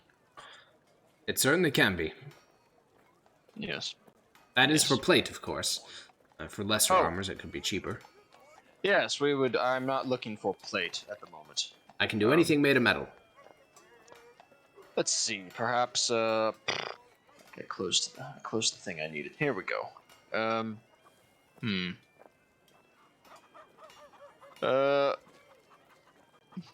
Perhaps scale mail. Scale mail? Lamellar is what I've heard it called. Lamellar. Probably around 24,000 pence for a horse. Smaller horse, of course. For a war horse, you're looking at more like 48,000. All right. I'll bring the horse by and get some estimates. All right. Of course, Lord Judge. I'm on my horse. Well, you can be in your horse in the shop. Oh yeah. Actually, I have the horse right out here. Shall we? Yeah, he follows you outside as the guy inside is like trying to take off the helmet that was being fitted to him. And the dwarf will sort of walk up to the steed, pat it on the back, and begin to measure just mostly the width of the horse, because that's really all that matters. And once he sort of takes away the measuring tool, it's a war horse, right, Mickey? So you're riding a horse. I've been like riding him. I think it's a riding horse. I think so a as war well. horse from the background. Then he says, 24,000 pence probably, give or take. I mean, materials may run over, but it's likely 24,000. All right. Do you have a time estimate for that? For a Lord Judge? Aye. Probably get some apprentices from nearby shops. So probably tomorrow. Tomorrow? Yes, Lord Judge. All right. I'll need a bit of time to scrounge up the payment today. Of course, and the I moment don't you think- give me the payment, I can get started on it. Absolutely, yes. And I'm not sure if that's exactly the armor I want. We'll see how much money I come up with. I have the measurements, but so yeah. I can give you the estimate for anything you need. Perfect. I shall return later today. All right. Oh, dokie then. Yeah. Let's see. Where to now? If there's anything else that I would like to do. I have a shield. I have a lance. I have all that. This is like 10 sessions worth of no. shopping and bookkeeping all in Yeah, all in a 1 hour span. We've absolutely fucking. We don't get other times to do this. You've been in the countryside. No, that should be good. That should be good. That should all be good. So go check in on the gold plating, see how much you earned. Yeah, let's go with that. Yeah. All right, you head back. They haven't melted it down yet because that will take time, but they do have all the shavings, and it looks like they're weighing it on a scale as you come back. And he glances over. Looks like you're looking at about 6 pounds. 6 pounds. Yes. It's pretty good. Yeah. 300 gold. 300 gold. Yes, sir. You know, you're not taking me for a fool, are you? No, of course not, Lord Judge. No, of course not. All right then. Yep, that's 300 gold sounds good. Well, I'll explain this. I mean, that is how much it's worth, sir. But if I want to turn a profit on it, I'd have to pay you less. How much? Lord Judge, and you see him like. He's not even really doing math at this point. He's just figuring out, like, fuck, how much of a discount do I give a judge? And you can see him doing the math in his head. 240. 240? Yes, sir. How about 250? All right. All right. 250 it is. Extends a hand, and he goes back into his storage area, comes back out with that's 5 coin purses full of gold. Holy shit. Yeah, 250 gold, 5 coin purses, 5 pounds worth of gold. And yeah, he'll begin to send that back and have it all get melted down, and you now have 3 wooden statues that weigh 2 pounds less each. 43 pounds. Sick. All right then. All right, let's go back to the dwarf. This gold is like in my lap. Yeah, like, I mean it's so much you can't put it in. You can't just have it in your coin purse. It's just too much money. Like it's not. What I'm saying is not like on the saddlebags. It is like in contact with me at all times. All right, sounds good. A couple of people do look in your direction, but a fully armored centurion is not quite the thieving audience of most pickpockets. So, you grab your bags and you head inside. He died. All right, look. Hold on. My badge. Hi. Can you talk, Alex? Hi. How you doing? How's life? Oh. All right, my headphones fucked up a little bit. Okay. I don't like yeah, you can stop outside the armorer's shop and head inside. The man who he was adjusting the helmet of is now gone, so it's just the dwarf. You can see him sketching out designs for the horse armor as you enter. Right. I have returned. He glances up and sees 5 large coin purses. Says, "Oh my, it's a lot more than you need for scale mail." Yes, I think I might be going with something a bit nicer. All right. Let's see here. Let's see. What does scale mail give? Okay. How about chain mail? Chainmail would cost you around horse that size. We'll talk in terms of gold rather than pence now. 6 gold then. Splint? Flint, 80 gold. 80 gold. How much is plate? For that horse, 420, roughly. Said 80 for splint? Yes, sir. Ah, that sounds excellent. All right then, I can get started on it today. Perfect. That would be ideal. All right. So you give him a bag and a half worth of gold. Yep. All right, 80 gold subtracted. I get. Do breastplates need to be fitted to the person? Yeah. Okay. Yeah. All right then. Yes. So I have. How much gold do I have now? You have like 160? Yeah. 170. 70. Because you negotiated. Yeah. Yes. Alrighty. All right. Perfect. I should be back tomorrow to pick that up. You exit the armor. Peach thinks you're gonna share this gold. Holy Pepe laugh. We all found it together. Yeah, he did. Yeah, I'm just absolutely. saying. We'll see. Yeah, it will be shared. Some of it, Yes. yeah. All right. It will be so shared. you guys, sorry, not you guys. Maximus, you head back to the noble estate at the. Oh no, I have a lot more gold than I thought I was making off with. Yeah. A lot more gold all of a sudden. Now let me Okay. see if there's anything. Oh, I forgot about the mithril spear. Yeah. Forgot I have one of those. I'll actually go back to the dwarf. The armor. Yeah. All right, you yeah, exit the shop and then you walk sorry, right not, back in. not the dwarf. I need to go to a weaponsmith now. Okay. All right. You go find a weaponsmith. This one, you find a elf slaving over a forge, small sort of boutique shop, but it seems to be pretty popular. And you can see he mostly seems to have swords hanging as examples of his work. Oh, well, this is all very nice. Nice indeed. He is hammering at a sword, but once he finishes, and it begins to cool down, he walks over to you and sort of wipes off his hands against his apron. Or judge. I have a question about this. Plunk the mithril spear down on the table. Yeah, he takes a look at it, looking along its length. He takes his finger and scratches its surface a little bit. And breaks his nail rather than doing anything to the finish. All right. Is just the spear like the spear head mithril, or is it all mithril? It's just the head. All right. Can you make anything out of this? Any other type of weapon? With that amount of mithril, dagger, javelin tip, arrowheads. Get the idea? Yeah. Such and such. There's maybe half a pound of material there. All right. And how much is it worth if I were to sell it? Depends who you purchase it from. Well, has taken a pretty steep price crash after the collapse of a Dwarven kingdom. Yeah, that makes sense. Makes sense. Still It expensive depends in on some what? parts. The further east you go, the more it costs, but if you go to Thon, you can practically buy it for the same price as silver. Huh. And what would you buy it for? I wouldn't buy it. Oh? Can't make a sword out of it. Is there anyone around here who specializes in not swords? If you're Someone looking who for other would buy it. weaponsmiths, there's plenty of them. Sure.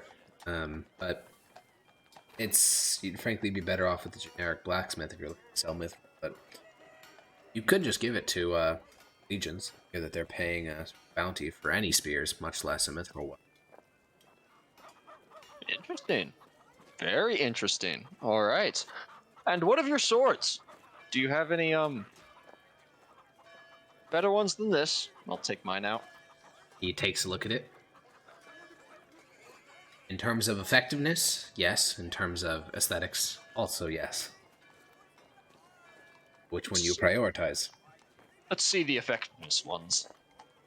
He goes back into the rear of his shop and withdraws two swords. One is clearly a mithril blade. Well, the entire thing is made out of, though, not just the blade itself, and it is very lightweight. It's a falchion, and he just sort of swooshes it through the air.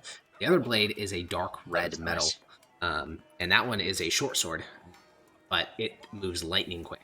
Neither of them are particularly aesthetic, but they are entirely made of the constituent metal. Is the falchion is that mechanically a long sword? Yes. And the other one's mechanically a short sword. Yes. Okay. How much for this one? I'll hold up the mithril one. There we go. Jesus. Yeah, he had a bit of a stroke there. He says 16 gold. You don't say, do you? I do say. I think I'll take it. All right then. He It's extends so a hand. cheap. Yeah, I mean, do you remember in Dwarf Game where it cost like more than gold? Yes. Yeah. That's why I'm being like, wow. Mithril died. Or this? Yeah, the Absolutely, I mithril market can. got destroyed. But yeah, you alright, pay him yeah. 16 Yes, gold. I hand him 16 gold. All right, plus one mithril longsword.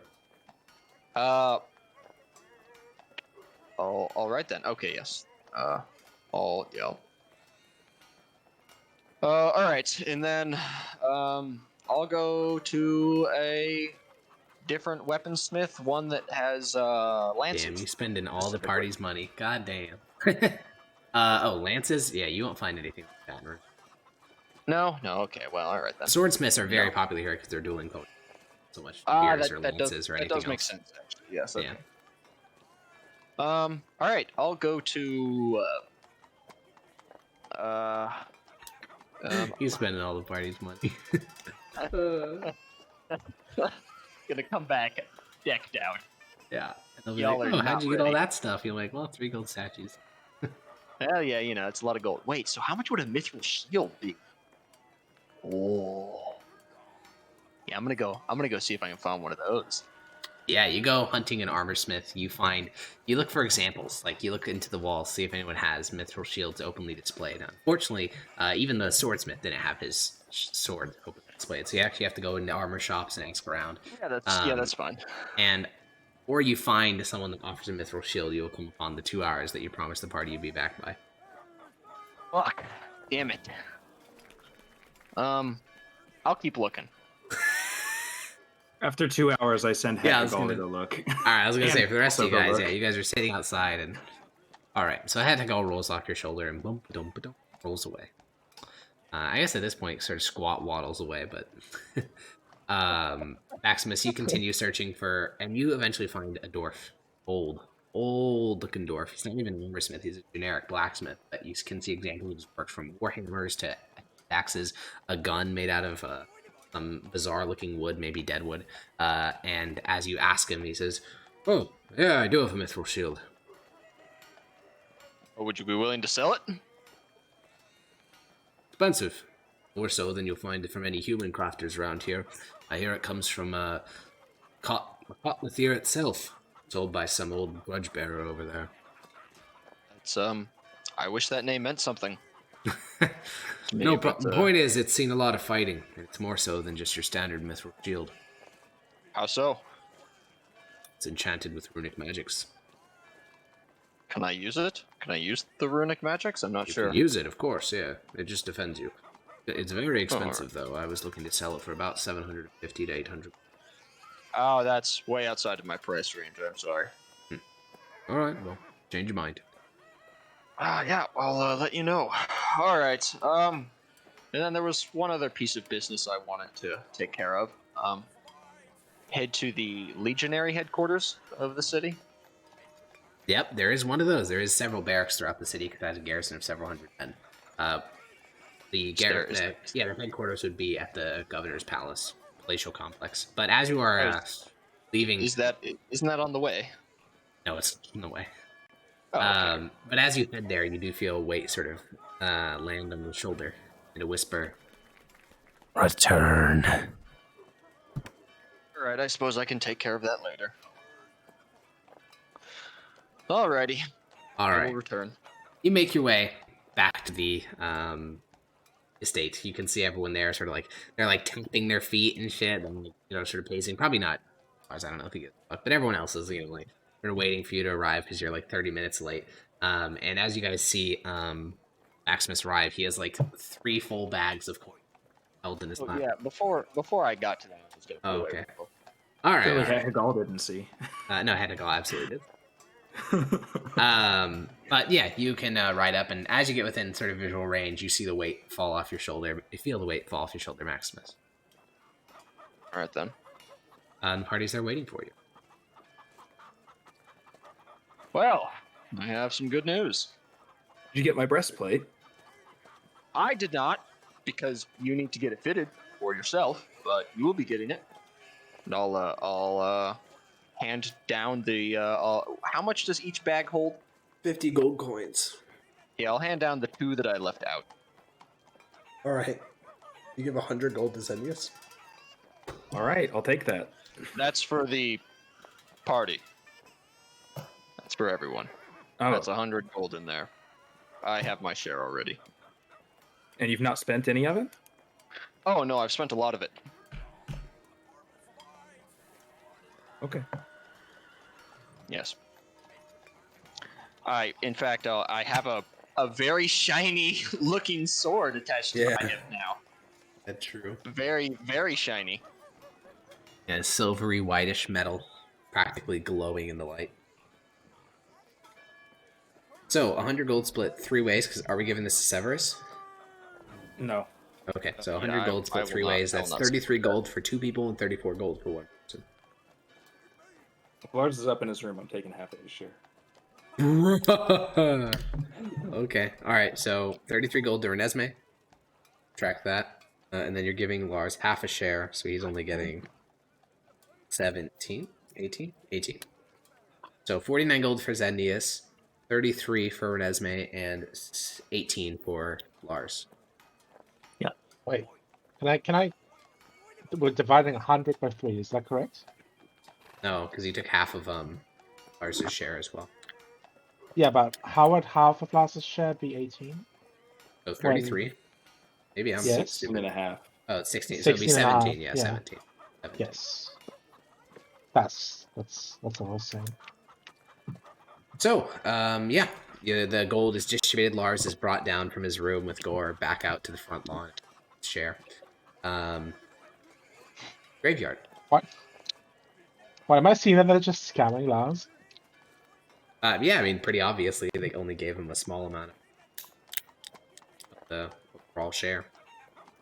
I'll just ask Zednius. Why are you only giving? Why are you giving him less? Did he fuck up or something? He just doesn't need it as much as us.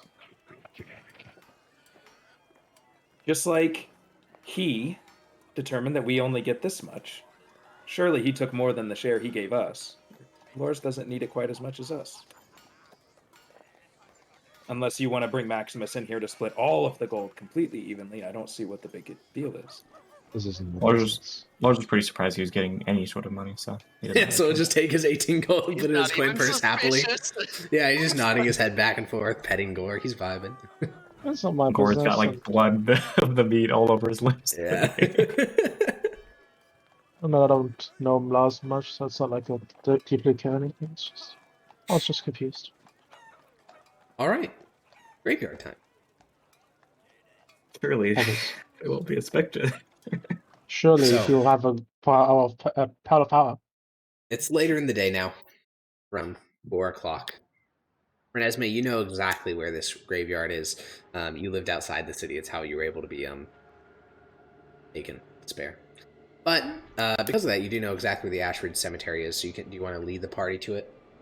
Sure. Now that the initial sort of effect of seeing your old hometown is worn off, do you describe any of the things that you pass or to your party? Like, do you sort of give them an impromptu tour, or do you just continue to march towards the graveyard? I'll No. I'll ask her if this is where she was from, this area. Because it's a big city, right? Yeah, it's a big city. Is this where, do you recognize this area, Renesmee? I know you're from here, right? Yes. I am. Not fond of it. It's alright. Okay. If you don't want to boast of your hometown, I won't force you to. And then we can just keep walking. Yeah. So, the Ashridge Cemetery is outside of the walls in the shadow of the Galentine Bastion. Exiting the city itself, you find that you head past some rural communities and Legionary Guard towers. It's the most fortified area you have seen along the entire Deadwood frontier. In the span of the about 6 miles between you and the Deadwood, you see 4 Legionary watchtowers, which is ridiculous considering they can all see each other and there's no advantage. They can all see everything. This seems to be a show of force rather than any actual defensive need. And arriving just at the entrance to the graveyard, it's quiet. Cemeteries in the Deadwood frontier especially they don't look like low stone walls, sort of open air things. They look like fucking fortresses, like prisons almost. There are high stone walls surrounding the entirety of the cemetery. The front gate has a large iron gate on it, and there's a little attendant sitting next to the entrance. An older man with a bit of sweat on his brow. Seems like he was just working, but he's now sort of sitting in the attendant's booth at the graveyard. I'm gonna ask the party if we should have our seals out or not, because I'm not 100% sure. And I know that Maximus hasn't said he put his away yet. I just want to have a party discussion. on whether we think it'll be beneficial or a hindrance to reveal this information. I'm not sure. He called us in because we're judges and we're less bound by the law, but openly going against the governor or doing stuff that may be against the governor would probably still be a negative, right? What exactly are we looking for here? Evidence of a necromancer and ties to the governor. I believe that's what it was. Is the governor expecting you? Is the governor expecting us? Yeah. I don't think so. Like you I mean, they don't. The question comes down to they don't know what we're investigating, so as long as you come up with a good enough lie when they come down here, then I guess it doesn't matter whether we're judges or not. If anything, if they don't know us as judges, we'll probably just be asked to leave. Yep. So, A good point. It might be. Just think of some lie when they come down here, so it's not just, oh yeah, we're digging around for evidence if we don't want to come up later. it's late at night, or is it 4? What time? That's is it? 4 o'clock. It's not even. Oh, it's not so we could just say gone we're down yet. visiting. We're visiting a grave, probably. We're a strange bunch to be we visiting can- the same grave, but It Well, might we be don't- not we don't even beneficial have to not answer to reveal questions. by your judges, right. but it might also be beneficial to reveal by your judges. So maybe I think we split up should. into 2 I don't- parties. One says they're judges, the other one doesn't reveal anything. That feels Well- excessively complex. Yeah, because Metagaming, I don't like splitting the party that way. well, but- the advantage to having people who aren't judges is lost then because they know that there's judges here anyhow. Right. Oh. So I think we should just. Put those away. As long as you have I'm something gonna to tell judge them either way. when they come down here. Oh, I was gonna say the opposite. I think we should just display them. Oh. We'll be questioned less if we have them out on us, and as long as they don't know the reason that we're actually here, then it won't matter much. Well, Yeah, exactly. what's a good lie to say why we are here? I leave that up to you, my friend. Any number of things. Besides, I doubt people will even ask because we're judges. That's true. So you all pull on your badges and approach the attendance stand. Well, I don't think Severus has a badge, but yes. Correct. Severus does not We have We a have to badge. go to the stand in order to get to the graveyard.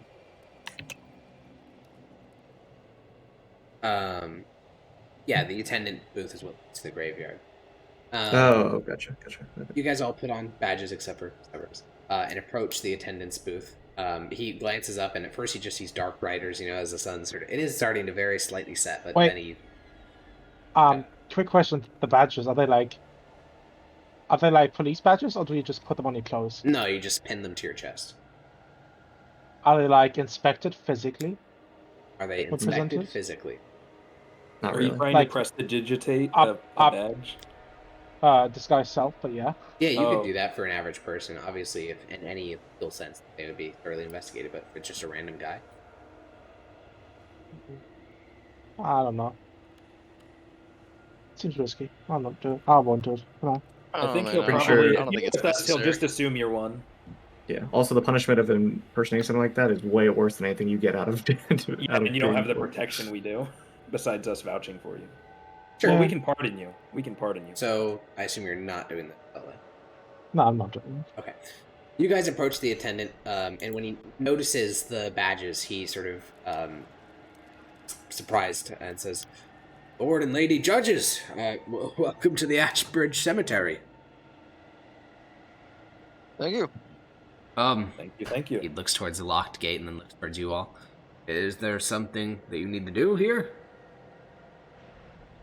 Yes. Yes. Sort of pauses. Are you going to let us in? Yes, of course, lords and ladies. And he heads to the door and unlocks the padlock hanging from the iron gate.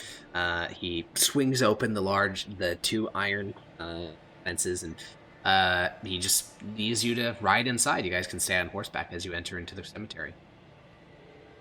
Does Severus have a horse as well? Yes. Nope. Yes. Wait, I do? You do now. Yes. You would be given a riding Okay. horse by Tolia. Okay. The You mean five- Cicero? Yeah, Cicero. Yeah. The 5 of you can ride into the cemetery.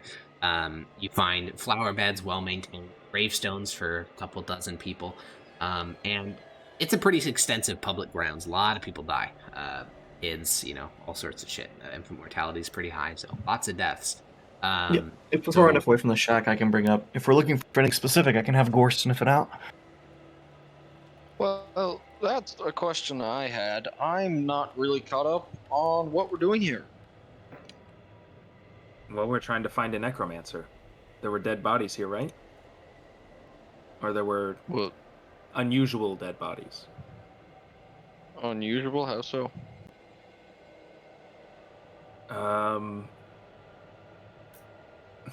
Renesmee, care to tell him? What? What was the mission grotto? Why are we here so quickly? Bodies have been missing from the graveyard. Oh, they've been missing. Yeah, the senator thinks that it might be the work of necromancers. Yeah. Missing as in like dug up. So maybe. I'm caught up now. Apparently. Okay.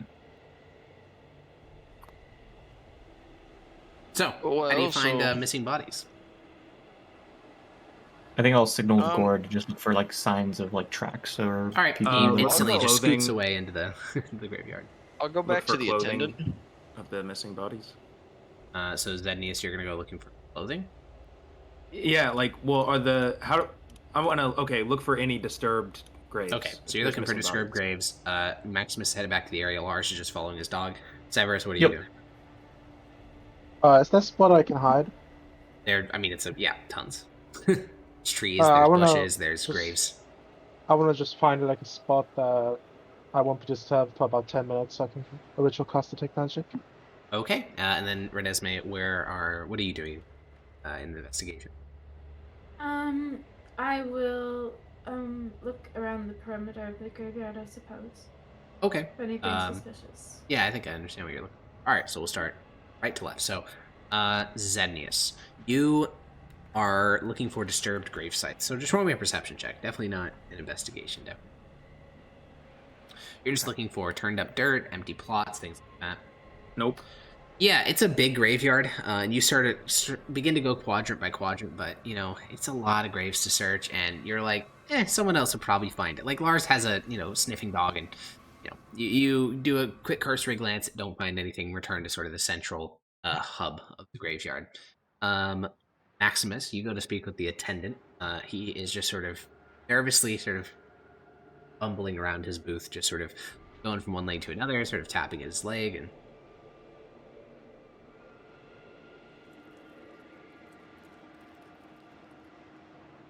so, wanted to talk to him. Oh no, it's Mike. I apologize. Wait, can you guys hear me? Yes. Yep. Oh, okay. All right, cool. Is there a record of burials and such? Nope. Done. Just in here, Lord Judge, and he taps his head. And do you have like a perfect memory or something? Or? Not at all, Lord Judge. But graves don't tend to get up and walk away, so if I ever need to recall my memory, just go out and tend to the graveyard.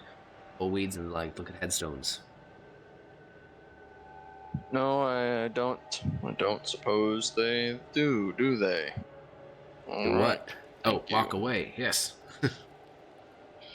All right then. All right. You leave the attendant. Hecko, you can do your detect magic thing. Renesmee, roll me a. I don't know. It's up to you. There's like foliage along the edge of the graveyard, so it could be nature, it could be perception, investigation. I don't know. Whatever. You would find different things with each one, so I think it's up to you. Can I do multiple checks? Maybe 2 at most. Yeah. I can do. So nature would be like how plants were disturbed and stuff. Like if someone tried to climb the thing and move some weeds aside, that would be noticeable. Perception would just be looking for like scuff marks in the stone or like an open back gate or something like that. And then investigation would be like feeling the stones for like scuff marks or hidden. I'll do that. Okay. Pretty better. All right. You feel along the wall. Unfortunately, your investigation yields nothing, but with perception, you find that everything here is actually very well maintained. The back gates, there is 2 of them, sort of small for foot traffic, not for horse traffic. They are locked up nice and tight. There's no rust on the hinges. This all seems to be a very well-maintained, taken care of graveyard. Nothing has been covertly entering from the back as best as you can tell. Then we have Lars. Gore goes around for a bit, like maybe a minute. He's just like moving his head around, bobbing it. Doesn't really know what he's looking for. And then he zeroes in on something. And you watch as he sprints out of sight and begins to bark. I sprint after him. All right, you ride your horse after him, and then you find an empty grave, which Gore barks down into. He'll kind of just like pat him like a good job, and then hand him like a little treat of meat. Yeah, and as you do that, as you sort of lean down to do it, notice within this small little area of maybe 8 graves, 3 other graves are empty. Does it look like Sorry, they were recently 2 dug other up? graves. Yeah, 3 of these have all been recently dug up. Like there's the dirt pile still sitting next to them, and the graves are empty of coffin, of anything else. If I don't see any of the other judges nearby, I'll like whistle out for him. You can do a loud whistle. Severus, you're like halfway through your spell, so I assume you're going to try to finish casting that. Yeah. Okay. I don't know. But Maximus, Renesmee, and Zednius, you guys can come rolling and you find this plot of 8 graves with 3 of them empty. Stones are pretty fresh. Best as you can tell, these are pretty new graves. Well, seems like we found another site of these. Can we call over the man? Before we do that, he's gonna like command Gore to try to sniff specifically at the areas of the graves, see if he hits a scent of specific any kind. Okay. As he's doing that, you can get a chance to read the headstones. There is Anastasia Lucia, dearly beloved, 1262 to 1279. Lucas Queso, husband and father, 1237 to 1279. And Titus Primus Gaius Bologna, former centurion of the 3rd Legion, 7th of Delmon, 1223, 26th of Harvest, 1279, which is like 2 weeks ago. They're all ending at 1279. Do I recognize Is that that guy? name? Yeah, is that related to? He's from the same clan. We've heard the but name before. Titus Primus Gaius Bologna, just a centurion in the 3rd. I don't think you know him super personally. Alright, yeah. But yeah, he died like 2 weeks ago. They were all interesting. 1279, right? They were all he died- 1279, Yeah. but only his had a specific date. Oh, okay. But they all are about the same freshness looking. The graves when they were dug up, is that what you mean? Well, you said they look. I mean, the they- headstones they didn't look have fresh. like what do you call them, like lichen or moss, or like the text wasn't faded, which you would see on older graves. That just means they could be from any time this year, though. The dates are what really, And he was the oldest of the 3. Yes, he was born the earliest. Yeah, the youngest was the 17-year-old girl. I can't do the math. It's like 17. But yeah, Gore can begin to sniff in all the graves, and you see his nose wrinkle. He clearly smells something, but he sort of raises his head, looks to the left, looks to the right, looks towards you, and just whimpers. Well, whatever came through here and did this either covered their tracks pretty well, or it's too far away for him to track. Probably just smells death. Maybe, but if something dug up these bodies, they left behind a scent. And whatever it is, Gore can't track it. Well, they had to get out somehow. Can I do a... Well, let me see if Gore can actually do that. I wanted to check for Renesmee, you tracks. find anything on the border? Did I find anything on the board? I know, right? No, I mean just signs that this is a very well-maintained graveyard with secure locks and all that stuff. No obvious sign of entry. No obvious sign of entry. Didn't Are find there any anything buildings either. or anything like that? Graveyard? There are Mm, mausoleums, graveyard but I don't know if you call those buildings. I'll go investigate some of those. Yeah. Like, I'm gonna do... see if I any of them believe- have been disturbed. Okay. Is it a survival check to look for tracks? Yeah, it is. I'll do that then. So yeah, Maximus, you ride off to go look at these mausoleums. There's only 4 in the graveyard, so it's actually pretty easy. The way a mausoleum is secured is sometimes they can have doors if you intend to put more bodies down there, but once the mausoleums are full, they just slab it up. And all 4 of these have been slabbed up, and they all seem to be pretty old. How are there any cracks? Okay, I'll do some investigation on each of them. Pulling at the doors, pushing the old deformities I see if there are anything hidden on any of them. Sure. So, Roll an investigation check. Zednius, are you helping Maximus with that? Sounds like some interest in it. Okay, then you can get advantage on your investigation check. Yeah, Lars, you follow the tracks Pretty and around. So most of this graveyard is dirt, which is to be expected. But there are pathways which are finely packed cobblestone, and the footprints go off the cobblestone over to the graves, off to that grave, and then it just goes right back onto the cobblestone. Can I try to follow the cobblestone path and see if I see tracks lead off from it at all until the end of the cobblestone path? Yes, with a 22, yeah, you can follow it for some time. You can go to all the different branches and stuff. There are only 3 areas where you find tracks. 1, the area that you were at. 2, an area near a bush that's like been highly manicured, a topiary, that's what it's called, formed into the shape of a fish. And the final area where you find tracks are those leading to the main road and the attendant's booth and all that stuff. I want to go investigate that topiary bush. Sure. Looks to be recently trimmed. There's still trimmings on the ground underneath. Been kept in tip-top shape. Was it an investigation check to feel around, see if it has any area that either stuff could be dug and hid under recently, or if the bush in some way moves? Or you could do nature.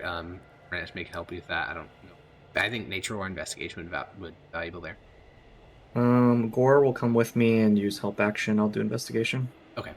And around this time, Severus, you finished casting your detect magic spells. Your eyes begin to glow. Maximus, you begin to feel along these many slabs. Zenius helps you. You guys poke and prod at them, try to see if, just with the right amount of force at the right angle, you can shove them open. These 4 slabs seem to be pretty secure. And slabs are like the pyramids, like they're completely flush? Yeah. Okay. Well, alright then. Let's check on Severus's magic eyes. I don't think you guys knew about it. Nah, he's just in a bush somewhere. You guys don't know where he is. Oh, he just disappeared? Yeah. Yeah. Okay. Well, once my thing comes into effect, I would probably head towards the rest, where I heard Lars whistle earlier. So yeah, you guys can all meet up at the bush where Lars Keeping is up searching. my cloak's hood, though, so that I'm not too obvious. Yeah, your glowing eyes are still very visible through the shadow provided by your cloak, but that's fine. You guys all group up at the topiary bush. You do some investigation, Lars. You even have Gore begin to dig up the earth underneath the topiary bush a bit. But best as you can tell, it's just a normal bush, which only leaves the tracks, the graves, and the tracks exiting through the front entrance of the grave. Stopped here for a reason, but it doesn't seem like he dug anything up or hid anything under it. I don't know what else you could really do with the bush beyond that.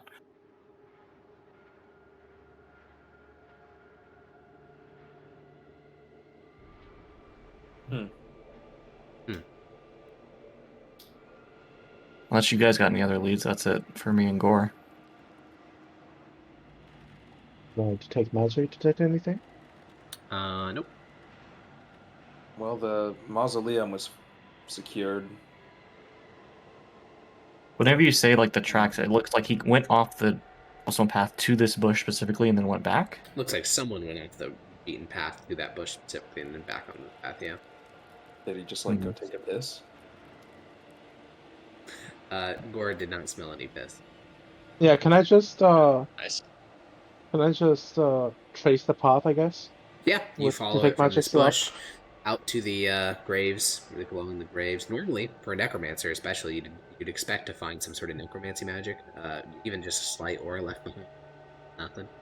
And you head to the front entrance, inside of the attendant, pretty close, and either. This seems to be, as far as you can tell, a mundane graveyard with some missing bodies.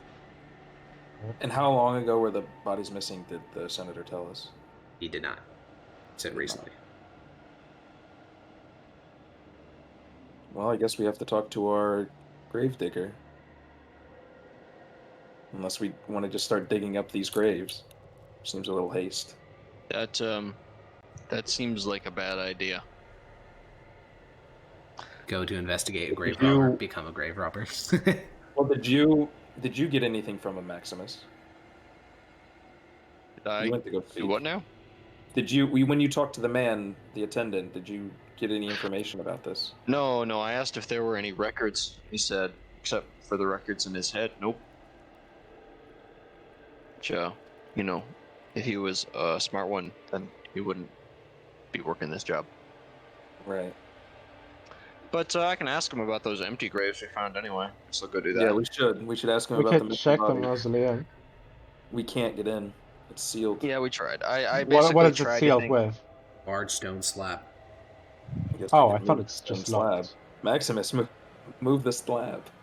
Yeah, Or Nesme, turn into a Giga Chad animal and put That it actually may hilarious. work, honestly. If she turned into like a giant. No, egg or something. don't do that. We don't need to do that. Okay. Isn't that just the same as like starting to dig up these graves, pretty much? Yeah. Yes, that's the exact same.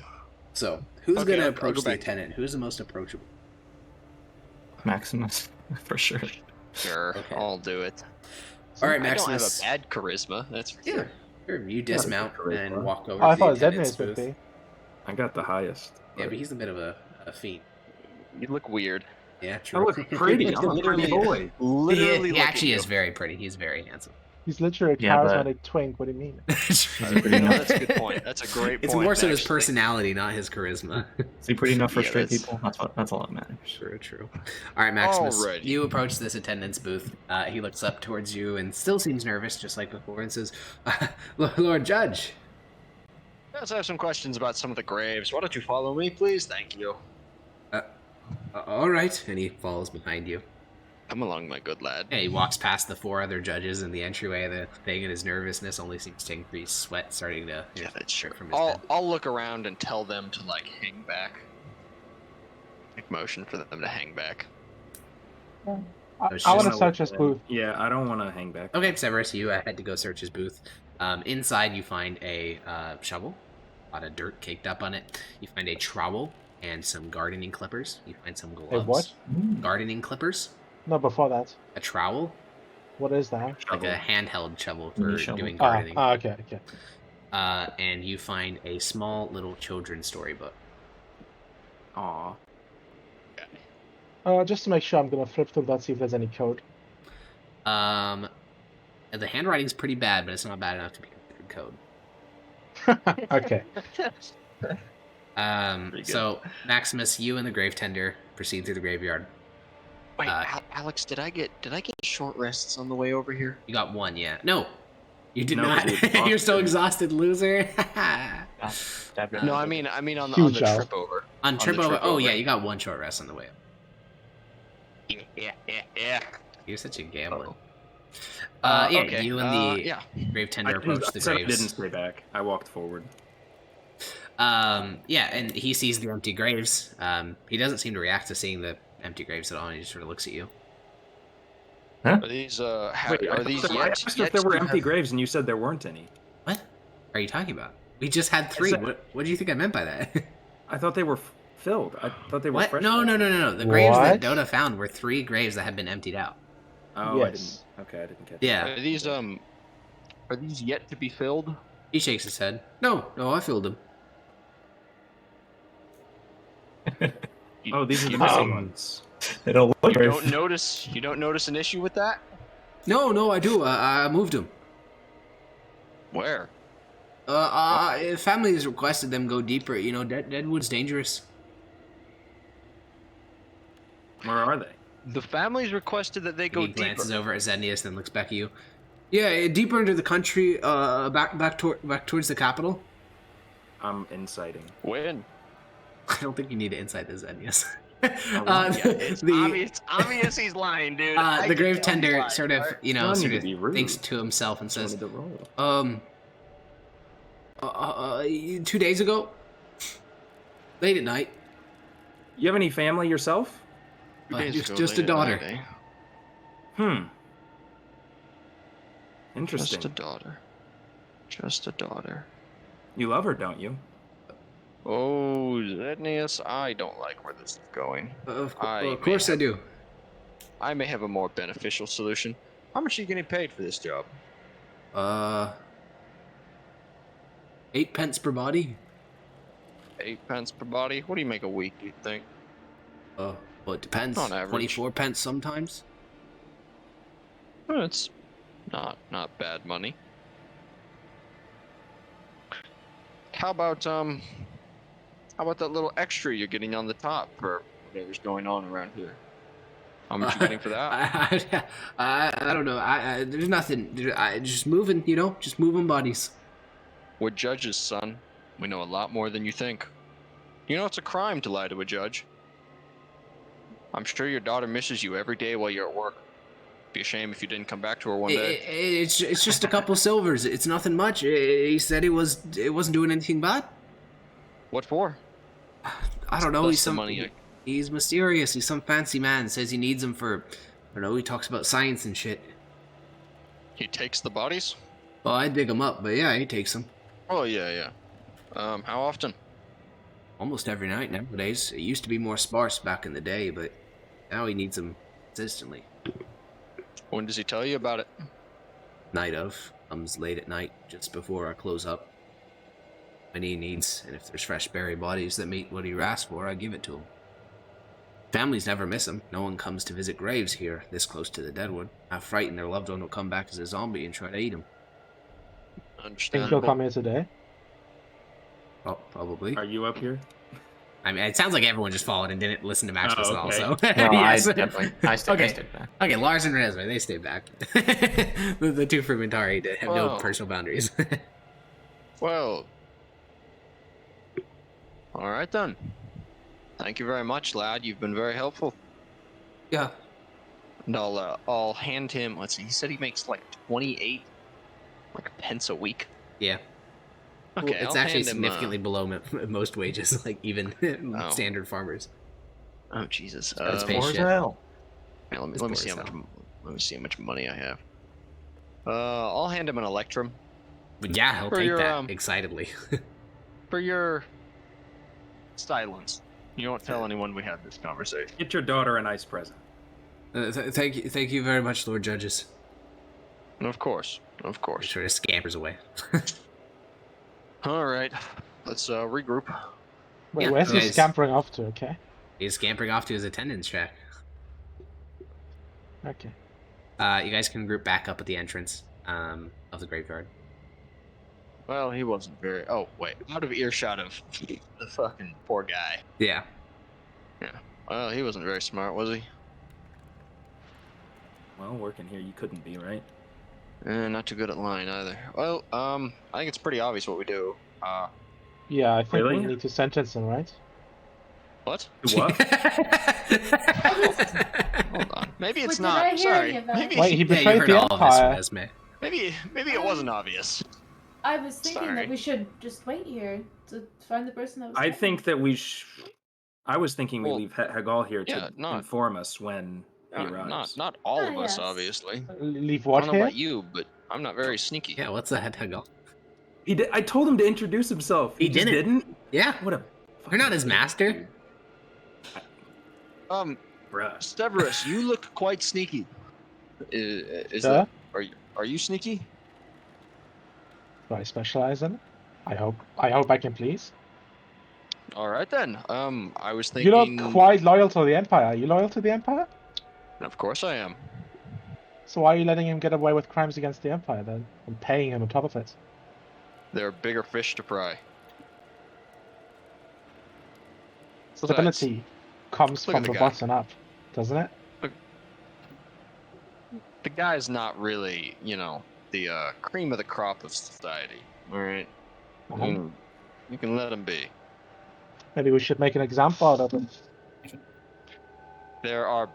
Maybe you should properly Better explain who gave us examples to this be made. mission and why what we're doing, what we're doing. There are better examples to be made. No one's gonna care if we string up. Well, not even string up. I don't know what this crime would be. Accepting bribes. What's like? I think that's jail time, maybe. Mm, Point is, he probably Just- made more money again. in jail than he does now. True. Holy shit. True. wait, this is the big brain play. It's Yeah, but actually also you more of a take away his punishment daughter. to keep him. It's actually oh god. I'd say we why don't you just wait for the guy to come and then you follow him to wherever he goes. That way we'll have, actual evidence.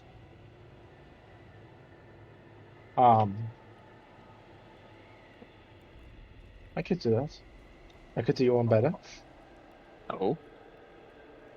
I could wait until it's a bit later. Then I take out the attendant, and I replace him, and I wait until his contact arrives. He comes every night. Yeah? This guy works every night. Yeah? He's not, if that guy's not the attendant, he's not going to come. No, I would look just like him.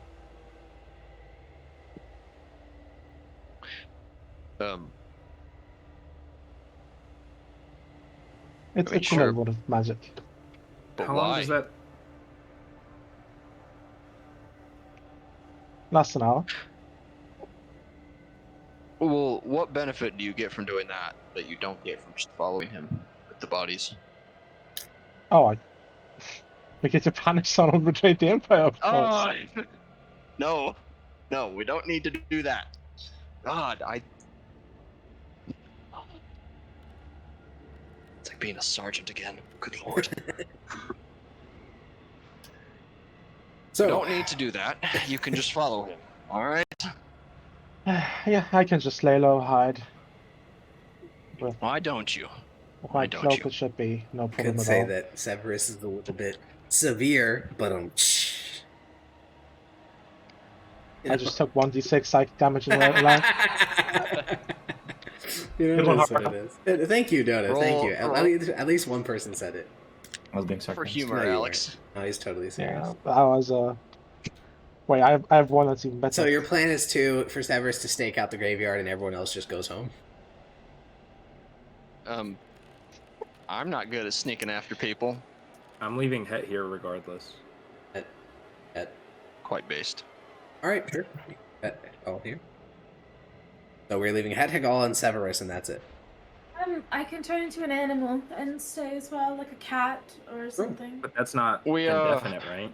It's for a No, few it's hours. for 2 right? hours. yeah. We could also just ambush the.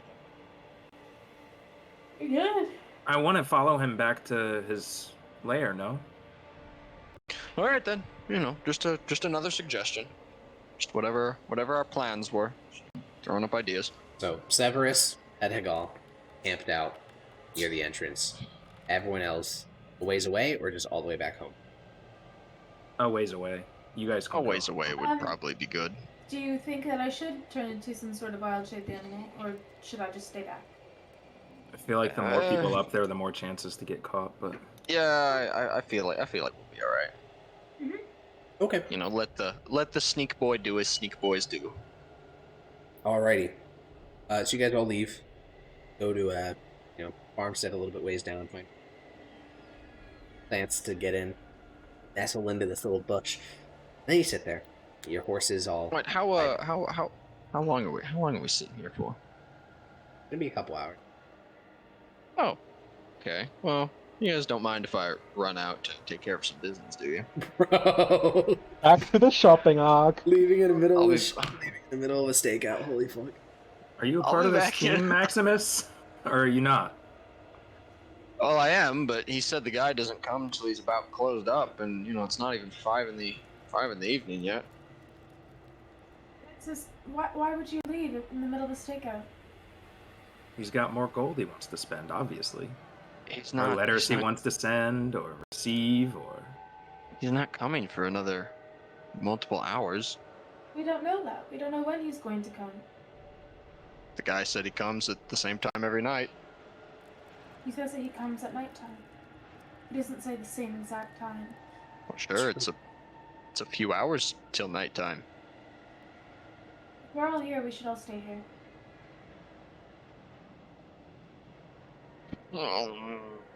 Alright, so grumbling, yes. You guys all remain Right. in here. Can I take like half an hour to go get some dinner? Why? He's not getting dinner. No. All right, do I'll you go. hate I'll us go. so much? I'll go open one of the cold field rations. Yes, yes. Eat your dried beef and jerky. Yes. You like it. Okay, I like MREs. It's just if I get to choose between MREs Yeah, a warm and meal. steak, I Yeah. know which one I'm choosing. All right. True. Well, plenty of time to eat.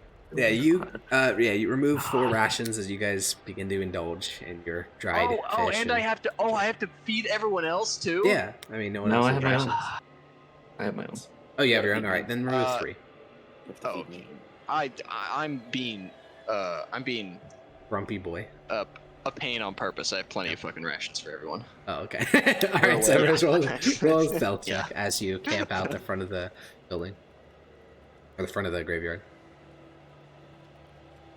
All right. Severus, Yes. roll Stealth stealth check. check. Yes. I have advantage because my cloak. Feel I'll buff it up. as you're sitting here on duty, you find yourself in a tree, watching the road. It's not nighttime yet. Got ways to go. Feel a weight, almost like something just dropped on your shoulder. But when you look at your shoulder, there's nothing there. Then you hear a whisper. False, brother.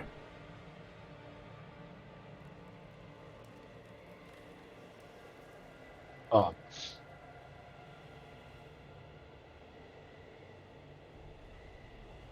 I like tilt my head again to check if there's really nothing there. Yeah, you And look I'm at your like- shoulder. Nothing there. You look around actually to see if there's anyone at the base of the tree.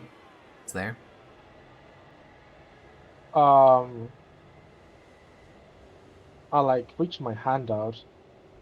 You feel Because- something squishy on your shoulder.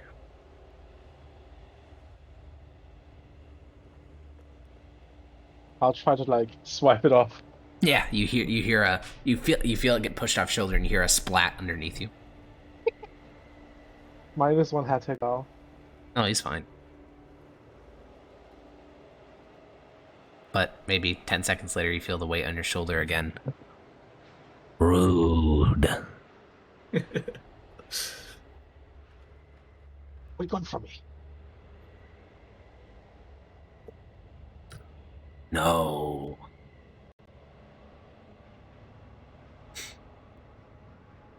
You feel the weight What do you mean, shift to no? another shoulder and then onto your head.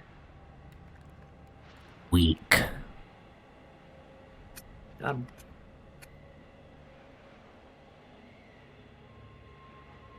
You just let this weight remain on your head Oh, of some bizarre creature. I called don't you know, weak. really know what to do. Called you Yeah. Pusa. What do you do? False brother. The voice comes in again. Pathetic. I'll try to stab it. All right, make an attack. Like parallel to my head. Yeah, makes Parallel sense. to my head. Disadvantage because you can't see it, but Oh shit. all right. You feel the weight lift off your head, and you hear it now from the branches of the tree above you. Weak. No potential. No what? Potential. Oh, potential. Rude. Then a leaf falls onto your head as leaves begin to get plucked from the upper branches and begin to fall on you. This guy weak as hell. I'm beving. As you sit in the area, angry, the whatever it was leaves you alone, leaves you confused. Time begins to pass. You look around again, even feeling, along the area to see if you can find the squishy thing, but wherever it's gone, it's decided to leave you alone for now. And you eventually see a figure walking down the road towards the cemetery. That's where we're going to stop because we are at our time. So we'll be doing the same time next week. I don't think we're going to have any scheduling. Oh, actually, I believe you wanted to change the time, Echo, to 1 hour earlier. If that's possible. Yeah, would that work for would be everyone? Amazing. I'm still at work. Oh, you're still at work? Yeah, Okay. I get off at 5. I think we'll have to keep the same time then. Smooch. I technically could, but every hour I go earlier is more chance of me getting interrupted at work. Yeah, another hour into your actual job. Yeah. All right. Well, yeah, it sounds like we can't. So we'll keep it at this time. So next week we will continue on. Oh, if you didn't notice, we are in a bit of a new, I don't know if it's an arc really, but a new quest chain called An Old Friend. So we'll be continuing that next week, and who knows?